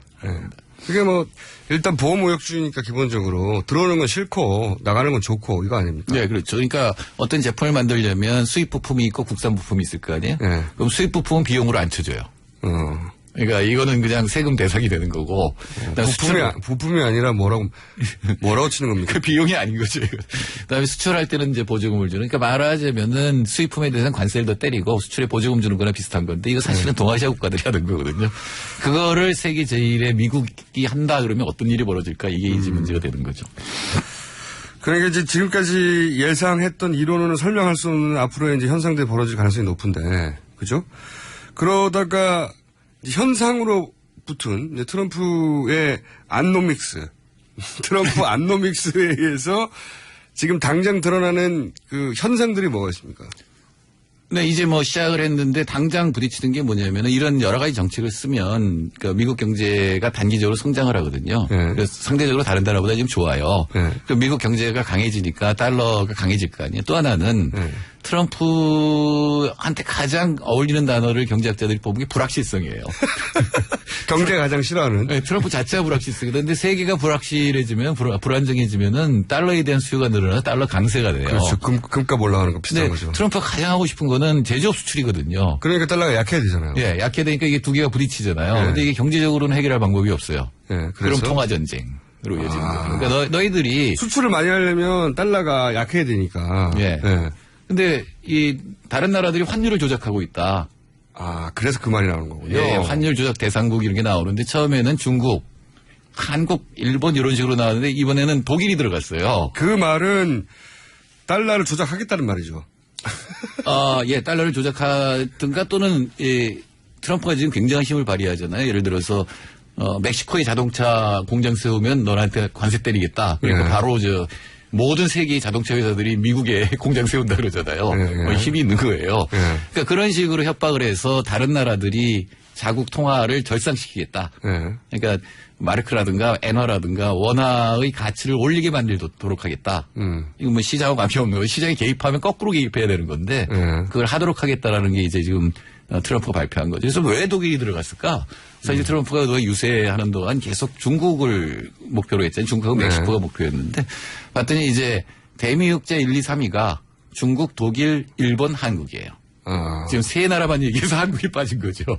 순서대로 지금 예. 말하자면 펀치를 날리고 있는 거군요. 그러니까 나바로라고 하는 피터 나바로라고 하고 있는 어바인 캘리포니아 어바인 대학 교수가 있는데 이 사람이 이제 중국하고 전쟁을 해야 된다라고 주장하는 사람인데 이 사람 경제학자니까 통계를 봤죠. 그래서 독일에 대한 걸 꺼냈어요. 그래서 독일까지 집어넣은 거죠. 그러니까 너희들이 지금 환율 조작을 하고 있으니까 조작을 그만두고 시장에 맡겨라라고 이제 주장을 하는 거죠. 근데 실제로는 우리가 조작할 거야. 그런 거죠. 왜냐면은. 얘네도 조작했으니까. 사실은 독일은 억울한 것이 독일의 경쟁력에 비해서 지금 유럽이 평가 절하되어 있는 건 맞아요. 왜?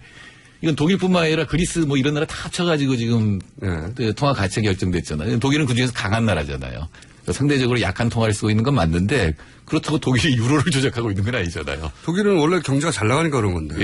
예. 유럽 전체가 지금 안 좋기 때문에 유럽도 미국이 썼던 정책 양적 완화를 하고 있거든요. 그러면 아무래도 유로화가 막 넘쳐나니까 유로화의 가치가 떨어질 거 아니에요. 그래서 지금 환율도 예전에 비해서 한참 떨어져 있는 거예요. 예. 그러니까 엔화도 마찬가지입니다. 엔화도 20년 동안 불황에서 벗어나려고 지금 미국 흉내 내잖아요. 양적 완화를 막 하니까 엔화 가치가 지금 떨어진 상태거든요. 근데 이거를 조작이라고 얘기를 하는 거죠. 자기들이 썼던 정책 아닙니까? 미국. 그렇죠. 미국 따라가고 미국은 이제 그걸 끝냈어요. 테이퍼링이라고 해서 끝내고 이제 금리를 올리니까 달러가 강세가 되잖아요. 그러면 원래 자기가 하고 싶었던 수출을 늘리는 정책하고 대립이 되니까 이걸 이제 힘으로 압박을 가는 간단하게 건데. 말하면 미국 경제가 지금 미국 중심주의를 외치다 보니까 미국 국내 기업한테는 유리해서 그게 이제 좋아지고 있는데 그러다 보니까 당연히 달러가 강해지는데 그러면 수출에 방해가 되니까 그걸 끌어내리려고 지금 억지로 막 다른 나라를 협박하며 그리고 실제 그런 정책을 써서 끌어내리고 있는 중인 거죠. 예, 이제는 이제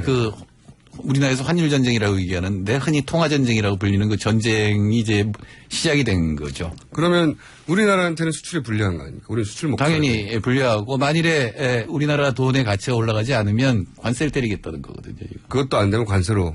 예, 그런 법이 있어요. 이미 미국에 있기 때문에. 그렇죠. 예. 그렇게 슈퍼 어쩌고저쩌고 하는 것도. 예, 근데 그게 이미 한번 해본 적이 있어요. 미국이. 그러니까 85년에 플라자 합의라는 게 있는데 그때 이제 미국이 레이건이 했을 때잖아요. 그때 레이건이 했을 때 고금리 정책을 썼고 달러가 강해지니까 미국 경제가 나빠지니까 이 일본하고 독일의 통화 가치를 강제적으로 끌어올렸거든요. 근데 이게 미국이 다른 나라는 모르겠지만 워낙 시장도 크고 힘도 세고 그리고 이제 달러 자체도 기축통화 그러다 보니까 이렇게 하면은 우리나라 입장에서 크게 영향을 받는 거 아닙니까 아주? 그렇죠. 그러니까 우리나라에서는 그러니까 그거에 대한 대응을 세워야 되는데 지금 유일호 부총리의 대응은 뭐냐면 문제 없다는 겁니다. 왜냐하면 미국이 환율 조작국으로 지정하려면 3개의 기준이 있습니다. 미국의 대미 흑자가 200억 달러가 넘을 것, 경상수지 흑자가 GDP의 3%가 넘을 것, 환율 조작에 그러니까 달러나 외화를 매입하는데 GDP 2% 이상은 쓸 것. 앞에 2개는 걸려요. 우리나라 대미 흑자 350억 달러거든요. 세 번째가 안 걸린다고 괜찮다. 네, 세 번째가 안 걸린다고 괜찮다 그러거든요. 근데 독일은 2개 안 걸려요. 일본도 2개 안 걸려요. 참. 중국도 안 걸려요. 2개 안 걸려요. 그러니까 우리나라가 제일 많이 걸린 거예요. 지금 어떻게 보면은. 이게 낙관적인 천성의 문제인가 아니면 능력의 문제인가 아니면 그냥 달리 방법이 없으니까 일단. 그러니까 지금 이제 트럼프의 유일호 경제부총리가 그렇게 대응하는 것은. 예, 그거에 대해서 여태까지 보면 트럼프가 협박을 하고 그거에 대해서 막 굴복하잖아요. 그럼 더 요구를 할 것이 뻔한데 우리나라의 지금 대책은 뭐냐면은 셰일가스 수입을 늘린다. 그러니까 더 사전에 먼저 엎드리겠다는 겁니다. 예, 엎드린다고 해서 이 사람이 더 요구를 안 할 것이냐. 바람이 불기 전에 먼저 눕는 건데, 이게. 그렇죠. 바람보다 먼저 눕는 전략이거든요. 네. 근데 이게 약해 보이면은, 약해 보이면은 사실은 더 요구할 가능성이 높거든요. 당연하죠. 사실은 원래대로, 그러니까 원칙대로 얘기를 해서 그 다음에 협상을 시작해야 될 일인데. 비즈니스 협상의 기본인데. 그러니까 비즈니스를 한다고 생각해야 되거든요. 주기도 달라고 하기 전에 미리 주면 더 달라고 하죠. 그렇죠. 아, 이거 더 많이 달라도 되겠네. 제가 보기에는 트럼프와 대적할 사람은 트럼프와 비슷한 김어준 총수 경제부총리. 아니 제가 임명진 위원장도 자리 준다고 그래가지고 지금 고민하고 있는데 임명진 위원장이 비대위원장 누구든지 와서 하라고 그래가지고 더 잘할 사람은 제가 이제 제안을 받을까 고민 중이고요. 제가 가게 되면 이제 임명진의 뉴스공장이 되는 거죠. 네. 경제부총리도 시켜주면 막 가고 막. 오늘 좀 뭐가 업데이트. 네, 다 망가뜨릴 수 있습니다, 제가. 이제 자, 미국 내에서 바로 이제 문제가 되는데. 근데 이제 미국 내에 이 반발이나 미국 내. 네. 물론, 다른, 죄송합니다. 조치들은 그 이민자들에 대한 조치나 이런 거는 벌써 미국 내에서 커다란 반발에 부딪히잖아요. 네, 그것도 있고 오바마 케어에 관한 것도 바로 이제 반발이 시작되고. 근데 요 경제 트럼프 안노믹스에 대해서는 반발이 없습니까? 많죠. 일단 경제학자들이 제일 걱정하는 건 인플레이션이에요. 근데 사실 제가 보기에는 그렇게 인플레이션이 바로 일어날 것 같지는 않지만 재정을 막 늘리고 수출을 증대시키고 이러면은 인플레이션이 일어나고 금리가 올라가게 돼 있거든요. 그리고 이제 연방준비제도이사회 FRB도 이제 금리를 올려야 되고 이미 올렸잖아요 한번. 그러니까 옐런이 올렸는데 이 또 둘이 사이가 굉장히 안 좋아요. 선거 기간 동안 트럼프와 이게 재밌는 건데 트럼프가 선거 기간 동안 계속 옐런한테 금리를 올리라 그랬어요. 지금 금리를 안 올리는 거는 지금 오바마를 도와서 자기를 떨어뜨리려고 하는 거다. 근데 지금 자기가 이제 정책을 하게 되면은 금리를 올리면 안 되거든요. 금리를 올리면 또 다시 달러 강세 쪽으로 될 거 아니에요. 경제는 이제 긴축이 될 거고. 그러니까 이제는 옐런한테 금리를 올리지 말라고 할 거고 옐런은 금리를 올리려고 하는데 지금 이제 근거가 되는 게 실업률이에요. 근데 지금 미국의 실업률이 이제 한 4.5%? 미국 입장에서는 굉장히 실업률이 낮은 상태입니다. 근데 이제 트럼프는 주장이 사실상 실업률은 42%다. 이 4.5하고 42 10배 정도 차이가 나는데. 아무 말이야 막 하니까요, 트럼프는. 자기 모든 것은, 모든 짓은 자기 마음 안에 있잖아요. 트럼프 혼자. 그 일리가 좀 있어요. 비경제 활동 인구라는 게 있거든요. 그러니까 일할 수 있는데 일하지 않는 사람인데. 아니, 통계에 얼마든지 가지고. 근데 실업자는 뭐냐면 일할 의지가 있는데 일 못하는 사람을 실업자라고 얘기하는데 이제 트럼프는 일하지 않는 사람은 전부 다 실업자다. 42%니까 더 늘려야 된다. 그러면 금리를 올리면 안 된다라고 지금 주장을 하는 거고. 트럼프가 무슨 그런 과학, 경제 이론에 입각해서 얘기하겠어요. 그래서 이제 말을 하나 만들었잖아요. Alternative Fact라고. 얼터너티브 팩트. 그러니까 사실이 대안적 진실. 사실이 아니다 이렇게 주장하니까 이 사람이 들고 나온 게 얼터너티브 팩트. 굳이 번역하자면 또 다른 사실 이렇게 주장하니까. 또 다른 사실은 거짓말이다라고 이제 미국 언론에서 반박했음에도 불구하고. 거짓말이라기보단 일리는 있지만 사실은 전체가 아닌. 이 경우에 적용되지 않는. 그런 어쨌든. 것들을 들고 나오는 거죠. 그렇게 되면 사실은 정책하는 사람들이 굉장히 혼란스럽게 되죠. 쭉 아주 빠른 속도로 트럼프에 대해서 정책에 대해서 얘기하고 미국이 흘러가는 정황에 대해서 얘기했는데 알아듣기 힘드네요. 어쨌든 한마디로 말해서 우리가 지금 트럼프 안노믹스에 의하면 우리가 상당히 불리한 수출 환경에 처하게 된다. 근데 이유는 우리 혼자 대응하려면 아무래도 힘이 약하잖아요. 그 GDP를 거의 뭐 15배, 18배니까.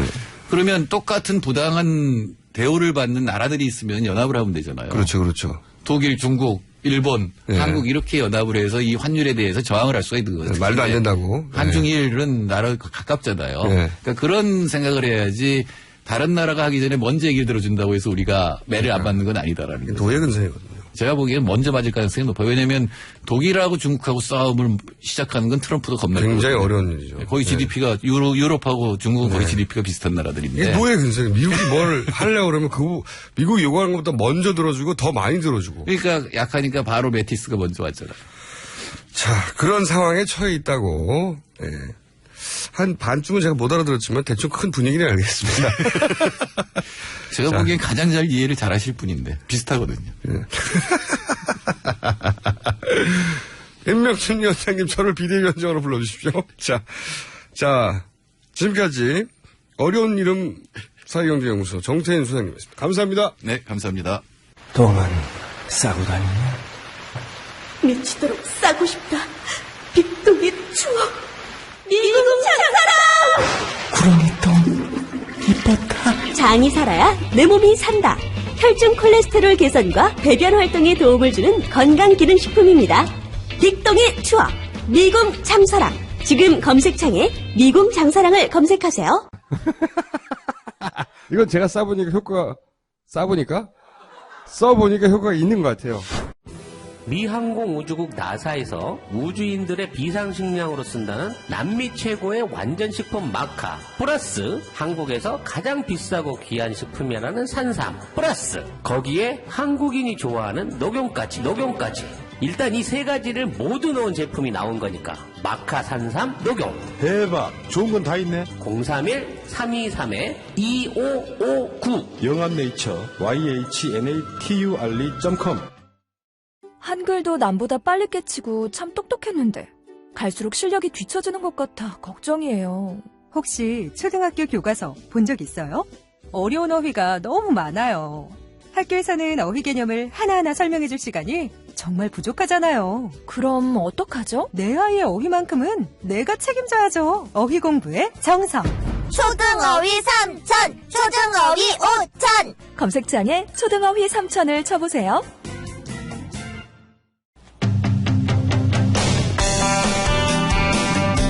자, 3부 인터뷰 시간입니다. 바른정당 장제원 대변인 전화 연결되어 있습니다. 안녕하십니까? 네, 안녕하세요. 대변인, 의원님이 할게요, 그냥. 대변인 너무 기네요. 네, 의원님.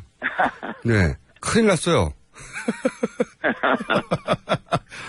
아니, 큰일 난 사람 붙잡고 왜 전화를 또 하시세요? 전 총장이 불출마 선언할 것에 대한 낌새는 바른정당 내에서는 어느 누구도 찾지 못한 게 맞는 거죠. 예, 그렇습니다. 네. 근데 좀 이제 위태위태는 했죠. 지지율이 좀 떨어지고 또 행보 자체가 조금 몸에 맞지 않는 옷을 입은 느낌은 좀 났잖아요. 그거는 맞는데 그렇기 때문에 더더욱 결국은 바른정당에 들어오는 것으로 교통정리가 되어가는 것으로 저는 알고 있었거든요. 맞습니다. 그죠.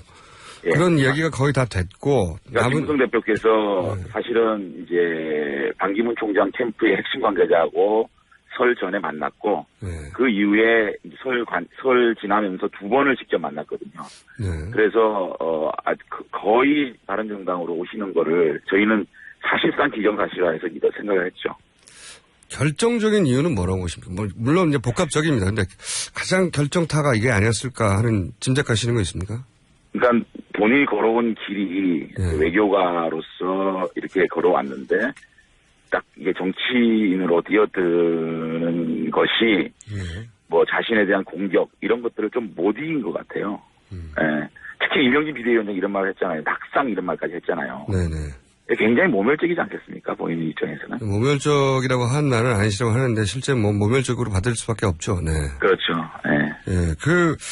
그런데 이제 이런 의혹 제기도 있긴 있습니다. 그러니까 새누리당 입장에서는 반기문 전 총장이 바른정당과 합쳐지면 결국은 힘의 균형이 확 무너져가지고 바른정당 쪽이 보수를 대표하는 정당이 될 테고 그러면 어떻게든 막고 싶었을 테고 그러다 보면 새누리당이 가지고 있던 여러 가지 카드를 써서 이렇게 뭐 압박도 하고 좋은 얘기도 했다가 우려되는 얘기도 했다가 이런 종합적인 압력도 큰 역할을 하지 않았을까. 그러니까 언론에 거론되는 거 아닌 물밑에서.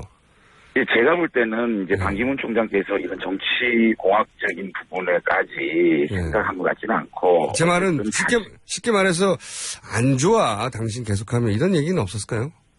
그러니까 그게 최후 통첩 이런 말씀이시죠? 예. 그런 게까지는 안 된 것 같고 어쨌든 본인이 어쨌든 보수 진영의 후보로 각인될 수밖에 없는 것이고 그렇다면 박근혜 정부의 책임과 조금은 거리가 있는 다른 정당에 와서 그렇죠. 이쪽의 보수 진영의 대표적인 어떤 경선으로 가면 좋지 않겠냐는 어떤 그런 정도의 얘기는 오간 걸로 제가 알고 있습니다. 제 말은 새누리당 쪽에서 바른정당 가지마 가면 안 좋아 이런 식의 강력한 어떤 우려라고 표현할게요, 그냥. 예. 그런 게 있지 않습니까? 새누리당 쪽에서 그런 얘기를 한들 사실은 거기에 새누리당을 지키고 있는 몇 분의 얘기고 사실은 초재선 의원님들도 반기문 총장이 바른정당으로 오실 경우에 대거 바른정당으로 오지 않겠느냐. 네네. 그런 것들 일반적으로 우리가 생각할 수 있는 일이 아니었습니까? 그래서 이제 충정권이 탈당한다는 얘기도 계속 있었고요. 예. 근데 제 말은 뭐냐면 그러니까 얼마나 새누리당이 큰 위기입니까? 위기니까 어떻게든 막아야 되는 거 아니겠어요? 거기까지는 말씀하실 아는 게 있긴 있으실 것 같은데. 말을 안 하시죠. 새누리당 쪽에서 어떤 얘기를 한들 그것이 반기문 총장한테 어떤 영향을 줬다고 생각하지 않고 다만 새누리당에서 마저 임명진 비대위원장이 모욕적인 발언을 한 부분은 굉장히 속상했을 것이고 하나의 어떤 이유로 작용되지 않았나고 예측해보는 거죠. 비대위원장까지 나서서 공개적으로 그렇게 할 정도면 물밑에서도 얼마나 많은 작업이 있었겠느냐 제 말은 이건데요. 예. 자, 그건 그거고요. 지나가 버렸고 이제 유승민 의원이 이런 말을 했어요. 새누리당의 후보와도 이런 부사를 사용했습니다. 꺼리낌 없이 단일화 연대하는 것도 가능하다. 이게 이제 후보 입장에서는 그렇게 말할 수 있을 것 같은데 이렇게 되면은 점점 그 바른정당이 탈당해서 창당까지 한 취지가 무색해져가는 거 아닙니까? 결국은 단일화고. 근데 이제 새누리당이 반기문 총장 불출마 이후에 세 가지 기류가 있는 것 같아요. 세 가지요. 예. 첫째는 남경필, 유승민 의원을 믿고 그냥 저희들이 창당 정신을 살려서 쭉 가자. 왜 왕도가 있느냐라는 부분이 하나 있고 두 번째는 그래도 김무성 대표 같으신 분이 이제 많은 준비를 해온 건 사실이거든요. 지역에 사무실까지 거의 지정해놓고 전국 경선을 할 준비를 했잖아요. 그러니까 짧은 시기 동안 시간이 얼마 안 남았는데 이런 준비된 후보를 내서 좀 더 치열하게 경선을 벌이는 게 좋지 않느냐라는 의견이 하나 있고 또 한 가지는 지금 비문지대에서 민주당의 비문 진영 그쪽에서도 문재인 대표는 위험하지 않느냐. 문재인 대표는 너무 어떤 그 안티 세력들이 너무 고착화되어 있다는 그런 걱정 때문에 김종인 대표를 비롯한 일부 비문 진영에서는 같이 할 수 없지 않느냐는 기류가 있거든요. 그렇다면 그분들과 함께 해야 되지 않느냐는 기류. 이 세 가지 기류가 지금 현재는 공존하고 있는 것 같아요. 바른정당 내에요. 네네. 쉽게 말하면 남경필, 유승민을 키우자 아니면은 김무성 불출마 선언했지만 차출해야 된다. 지금 강제로. 그런 기류도 분명히 있습니다. 네, 그렇겠죠. 답답하니까. 예. 그리고 답답한 상황 맞죠. 네. 거의 이긴 줄 알았던 거를 지금 친박 비박의 싸움의 관점으로 본다면 2라운드를 친박이 이긴 거예요. 1라운드는 탄핵 국면에서 비박이 이겼지만 저는 그렇게 해석하는데. 그런가요? 지켜봐야죠. 그리고 이제 바깥 세력과 연대 이런 거 말씀하시는 건데 제 말은 뭐냐면 유승민 의원이 새누리당 후보와 단일화를 할 수 있다고 말하는 순간부터는 그럼 굳이 나올 필요가 없었냐 이런 얘기를 들 수 있다는 거죠. 그 부분은 걱정 안 하십니까?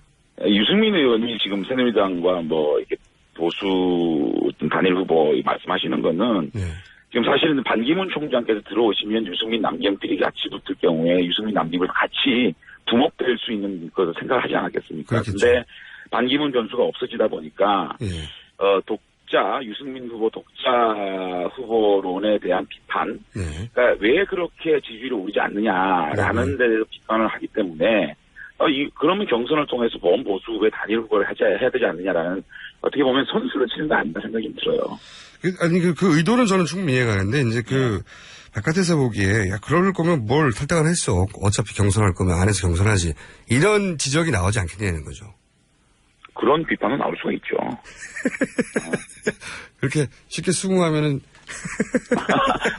그런 비판 나올 수 있죠. 근데 지금은 그러면은 제 말은 이어서 바로 바른정당의 지지율 상승을 막는 어차피 나중에 합쳐지거나 단일화할 텐데 굳이 따로 지지할 필요가 있어? 이게 이렇게 연결되지 않을까요?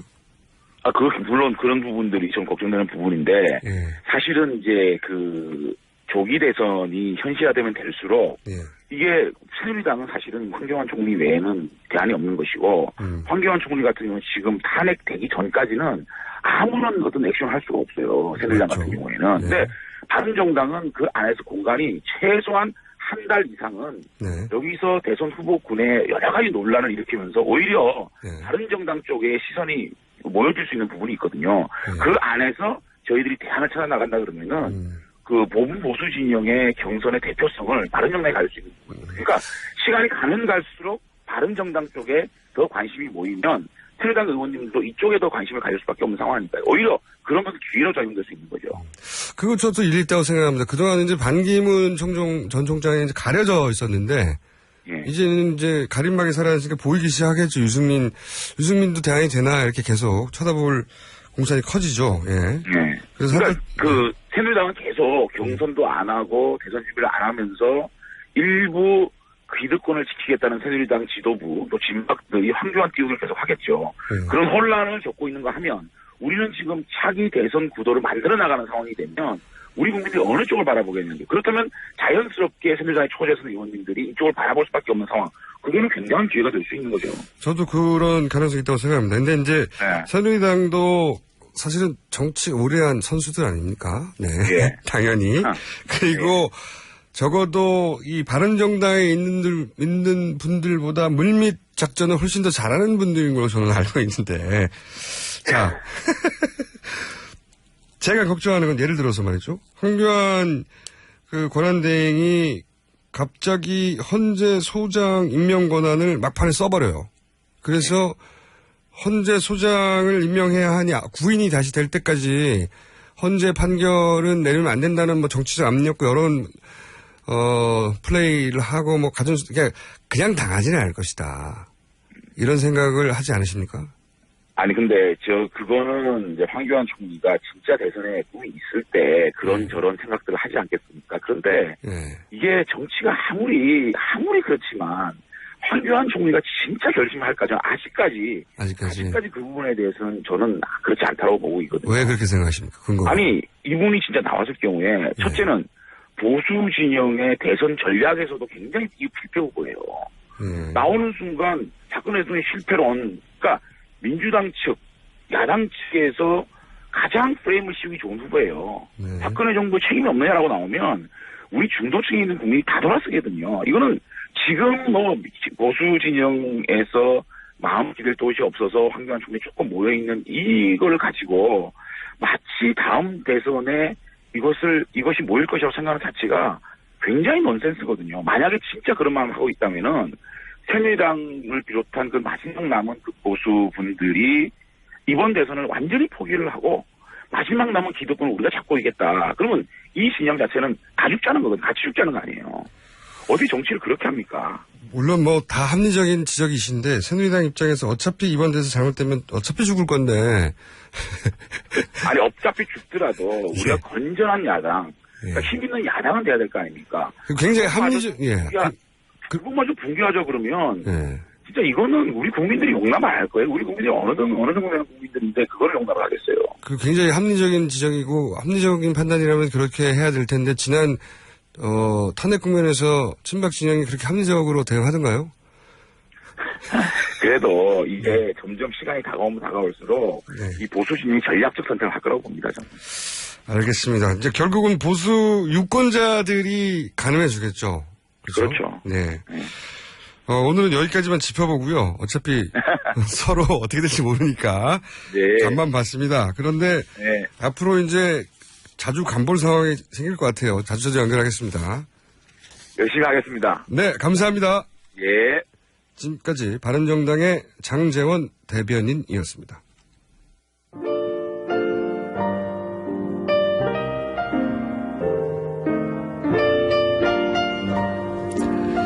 자, 오늘 임명진 비대위원장과 인터뷰가 폭발적입니다. 네.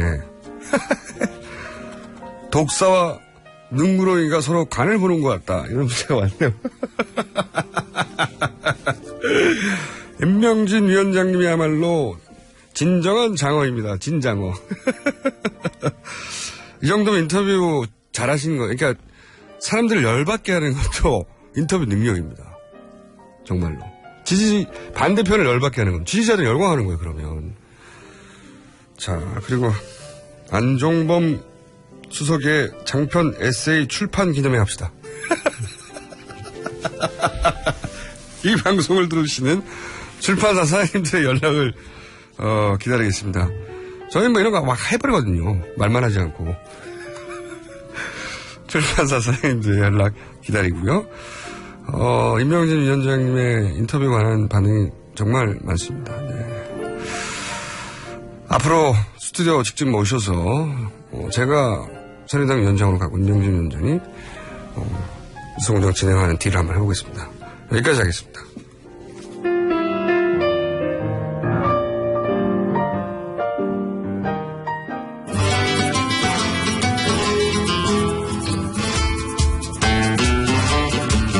자, 저는 이분 이름을 얘기할 때마다 대행이라고 막 자꾸 말하고 싶어요. 그러지 마세요.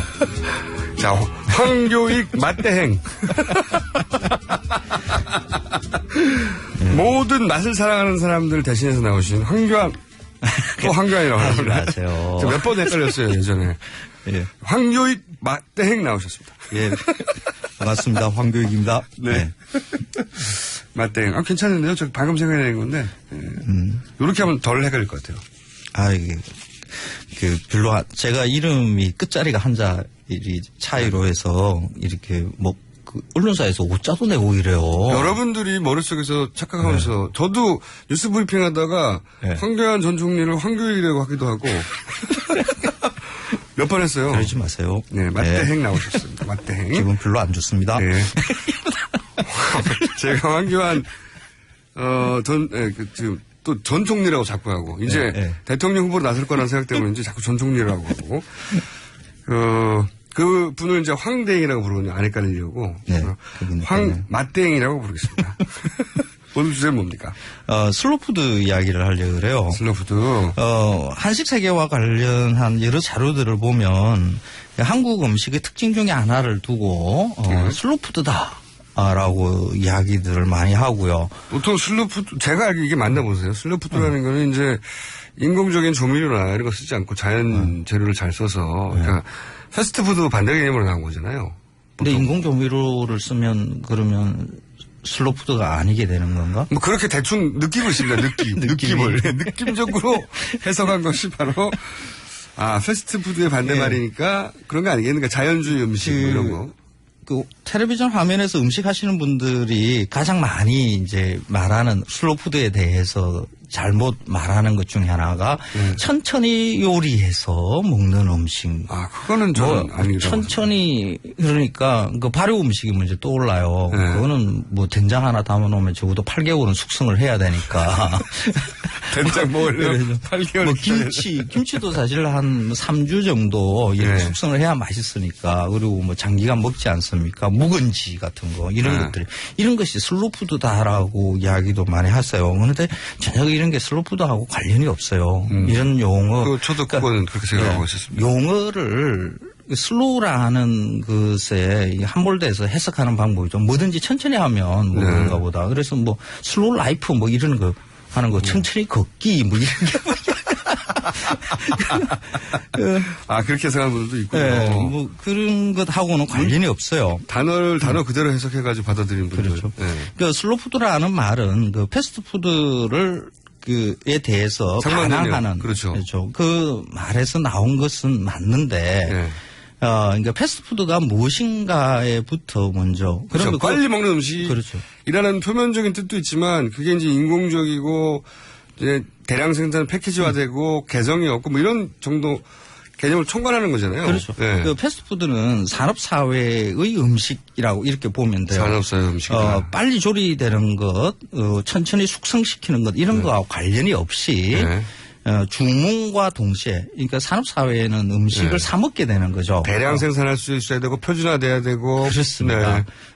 예전에 농민의 시대에서는 우리가 재료를 가져와서 부엌에서 뚝딱뚝딱 음식을 해 먹는 거죠. 손맛이 필요 없는 음식이죠. 그렇죠. 한마디로.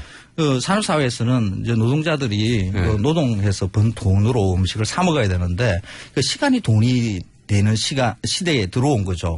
이러려 그러면 주문하고 난 다음에 한두 시간 걸려서 음식이 나오고 이러면 시간을 뺏기는 게 되는 거죠. 인문학적인 고찰 들어가네요.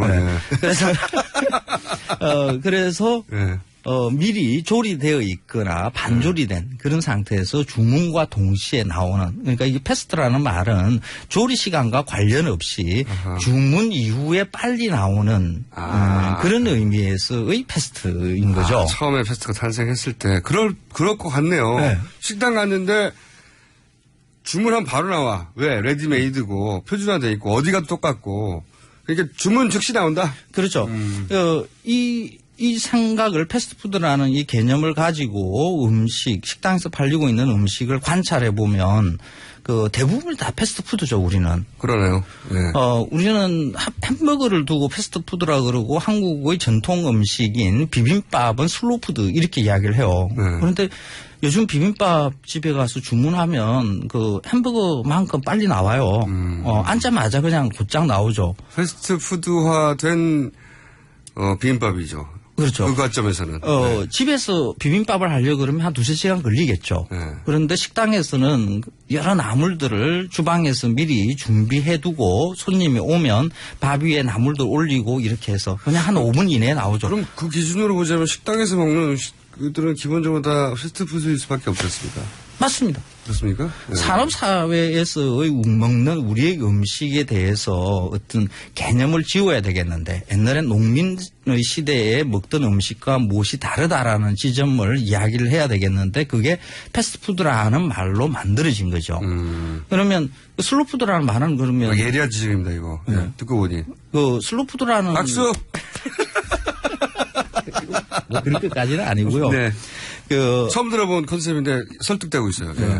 그 슬로푸드라는 게 그러면 어떻게 해서 말이 만들어지느냐. 이게 패스트푸드 단지 식당 음식을 반대하는 이런 것으로 슬로푸드라는 개념이 만들어지는 게 아니고요. 그런 패스트푸드를 많이 먹는 어떤 국가를 상정하고 그 국가의 음식들에 대한 거부운동 이렇게 생각하면 돼요. 그 앞 시간에 그 정태인 소장이 뭐 트럼프의 그 뭐 보호무역에 대해서 뭐 이런 이야기를 하셨는데 사실 미국이 그 경제권을 전 세계에 그 영향을 미치기 시작하는 게 그 2차 세계대전 이후라고 이렇게 봐야 되겠죠. 그 미국화 곧 그 세계화하고 이렇게 물려 있죠. 미국의 의도하에서 세계의 경제 질서가 이렇게 재편이 됩니다. 그게 이제 가트 체제라는 거죠. 1947년에 몇몇 개 국가 일단 모여가지고 굉장히 많이 들어갑니다. 그렇죠. 가트까지 나왔어요. 지금 비빔밥 얘기하려고 하는데 가트 나왔어요. 가트. 중요해요. 이 가트는 그 무역과 관세에 관한 일반 협정이라는 것으로 보통 설명을 해요. 전 세계의 무역 물자의 교환에 관세를 낮추는 협상이죠. 여기에 이제 1980년대에 들어오면 거의 전 세계가 가트 체제 안에 다 들어가고요. 80년대에 그냥 제조업이나 이런 것 말고 농산물 그리고 농산물 가공품 같은 이런 것들도 다 관세를 낮추자라는 것을 서로 협의를 해요. 이때까지는 사실 그런 식량의 문제, 먹을거리 문제는 그 보호무역이 굉장히 강했는데 그걸 80년대 들어와서 이제 관세 낮추기 들어간 거죠. 그게 이제 장하준 교수의 표현으로는 사다리 걷어차기입니다. 그렇습니다. 그러면 그 무역 장벽이 무너지면 가장 큰 타격을 입을 나라들을 생각을 해보면 유럽 국가라고 볼 수가 있어요. 그걸 왜 그렇습니까? 가장 강력하게 농산물과 가공품들을 수출할 수 있는 나라는 미국이나 남미나 이런 쪽이거든요. 그래서 거기는 뭐 농장 하면 뭐 끝이 안 보이고 비행기로 막 많죠. 농약을 헬리콥터로 뿌리고 막 그러잖아요. 그렇죠. 잉여 먹을거리가 굉장히 많은 나라인데 거기에서 생산되는 것들이 대부분 그 예전에 미국, 유럽에 살던 사람들이잖아요. 이주민들이니까요. 그렇죠. 자기들이 먹고 싶었던 거. 거기에서 만들어지는 농산물과 가공품들이 유럽에서 먹던 것과 똑같아요. 밀 가공품이고요. 맞습니다. 치즈나 뭐 이런 거 유가공품, 육가공품, 와인에 그 유럽에 먹는 것과 똑같은 것이 값싸게 대량으로 만들어지고 있는데 이것을 관세를 철폐하게 되면 미국 것들이 유럽으로 아주 쉽게 넘어가겠죠. 맞습니다. 그래서 유럽 입장에서는 그 관세 장벽이 무너지는 것을 어떤 식으로든지 간에 막아 세워야 되는 게 필요하겠죠. 전략이. 그때 하나 나오는 게 이 슬로푸드라는 거죠. 개념이 그때 탄생했다. 이게 그 1980년대. 잠깐만요. 예. 몇 분 남았는지 확인해요. 굉장히 재밌긴 한데, 불과 4분밖에 안 남았기 때문에. 금만물이. 설명해요. 금만물이 모두로. 그래서. 이해했어요. 예. 예. 유럽에서는 이런 소비자들한테 우리가 먹는 것이 슬로푸드고 우리 지역의 전통의 음식을 존중하고 우리가 생산한 것을 이렇게 먹자라는 것을 심어주는 거죠. 미국의 농산물과 가공품들에 대한 방어 장벽으로 문화 현상으로 하나 만들어내는 거죠. 그래서 슬로푸드라는 게 처음에는 시민운동가들에 의해서 만들어지지만은 저 미국이 말이지 경제적으로 대량 생산해서 나오는 제품 저거 하급 제품들 말이지 그거 말고 그렇죠. 우리 농민들이 우리 토양에서 만든 거 좀 천천히 그 개념으로 슬로푸드가 등장했다. 그렇죠. 그런 거죠. 근데 이 유럽의 상황이 우리한테 닥치는 게 1990년대 우리는 닥쳐요. 맞대 그렇죠. 교양인이에요. 뭘 모르는 게 없어요. 네. 그 가트 체제에서 WTO 체제로 바뀌고 우리가 다 익히 다 알 겁니다. 뭐 우루과이 라운드라는 것으로 네. 우리 농산물과 가공품들의 시장이 이제 이렇게 관세장 쌀개방하고 그러죠. 우리한테도 그러면 뭐 문화 장벽을 세울 수 있는 뭔가가 필요한 거죠. 그때 나온 게 사실 신토부리 운동이 있기는 있었어요. 슬로푸드의 우리나라식 변종이 맞습니다. 신토부리였던 거죠. 예. 우리 슬로푸드의 한국 버전이 사실 신토부리인 거죠. 한우 이런 거하고 비슷한 맞습니다. 겁니다. 예. 근데 이 슬로푸드라는 것도 이제 그때 우리한테 들어오고 이렇게 번져 나갔는데, 근데 그 유럽 상황과 한국의 상황이 좀 다르다는 것을 조금 이해해 볼 필요가 있거든요. 유럽은 기본적으로 식량 자급률이 거의 100% 이상 넘어가요. 낙농국가예요, 사실 그렇죠. 거기가. 예. 그러니까 미국 거를 우리가 거부하면서도 먹고 살 수가 있죠. 유럽은. 근데 우리는 곡물 자급률이 한 20%대밖에 안 돼요. 그래서 에너지 기준으로 보다 한 40%대의 자급률을 가지고 있거든요. 네. 우리는 글로벌 푸드를 구입해서 먹어야 될 수밖에 없는 처지에 있는 거죠. 그러니까 우리는 본질적으로 슬로푸드라는 게 만들어낼 수 없는 토양입니까? 환경입니까, 현재? 그렇죠. 우리 땅은 굉장히 좁아요. 슬로푸드 단어 쓰지 말라는 얘기네요. 그렇지 않고요. 슬로푸드의 개념을 우리나라에 적용을 할 때 적합하게 적용을 해야 된다는 거죠. 이해했습니다. 지금 쓰는 의미로 슬로푸드를 쓰는 것은 맞지 않다. 유럽의 것도 우리가 이제 이런 뭐 인문학적인 용어, 정치적인 용어 이런 것들을 가져올 때 외국 것을 많이 가져와요. 그걸 우리의 토양에 맞는 건가, 우리의 정치 경제 환경에 맞는 건가를 따져보면서 그 용어를 가져오고 이용을 해야 된다는 거죠. 그러면서 이제 패스트푸드는 과연 나쁜 것인가 이 말을 하셔야 평상시에 그 맛땡의 스타일인데 시간이 없네요. 패스트푸드. 노동자로 살기 위해서는 그냥 패스트푸드가 우리가 먹는 일상의 음식이 다 패스트푸드라고 생각하시면 됩니다. 식당 가서 다 어떻게 안 먹냐. 그러죠. 그렇게 먹고 살아야죠. 여기까지 하는데요. 요거 한 번 더 반쯤은 더 다룰 수도 있을 것 같아요. 재밌습니다. 재밌어요. 다음에 뭐 신토부리 이야기. 괜히 똑똑해진 느낌이 나고요. 그래요. 밥 먹으면서 슬로푸드가 뭔지 알아? 황 맛땡이 말씀하셨어. 유럽에서 탄생한 개념이야 이게. 우리하고는 안 맞을 수 있다. 혀 한번 쩍 타면서요. 근데 더 물어보기 어려워요. 전혀 모르는 분야라서. 그렇게 제압하는 거죠. 이 음식에 대한 것은 우리 일상의 일인데 좀 관심 많이 가져줘야 돼요. 시간 없습니다. 그만 들어가세요. 그렇습니다. 고맙습니다. 안녕, 김호준이었습니다.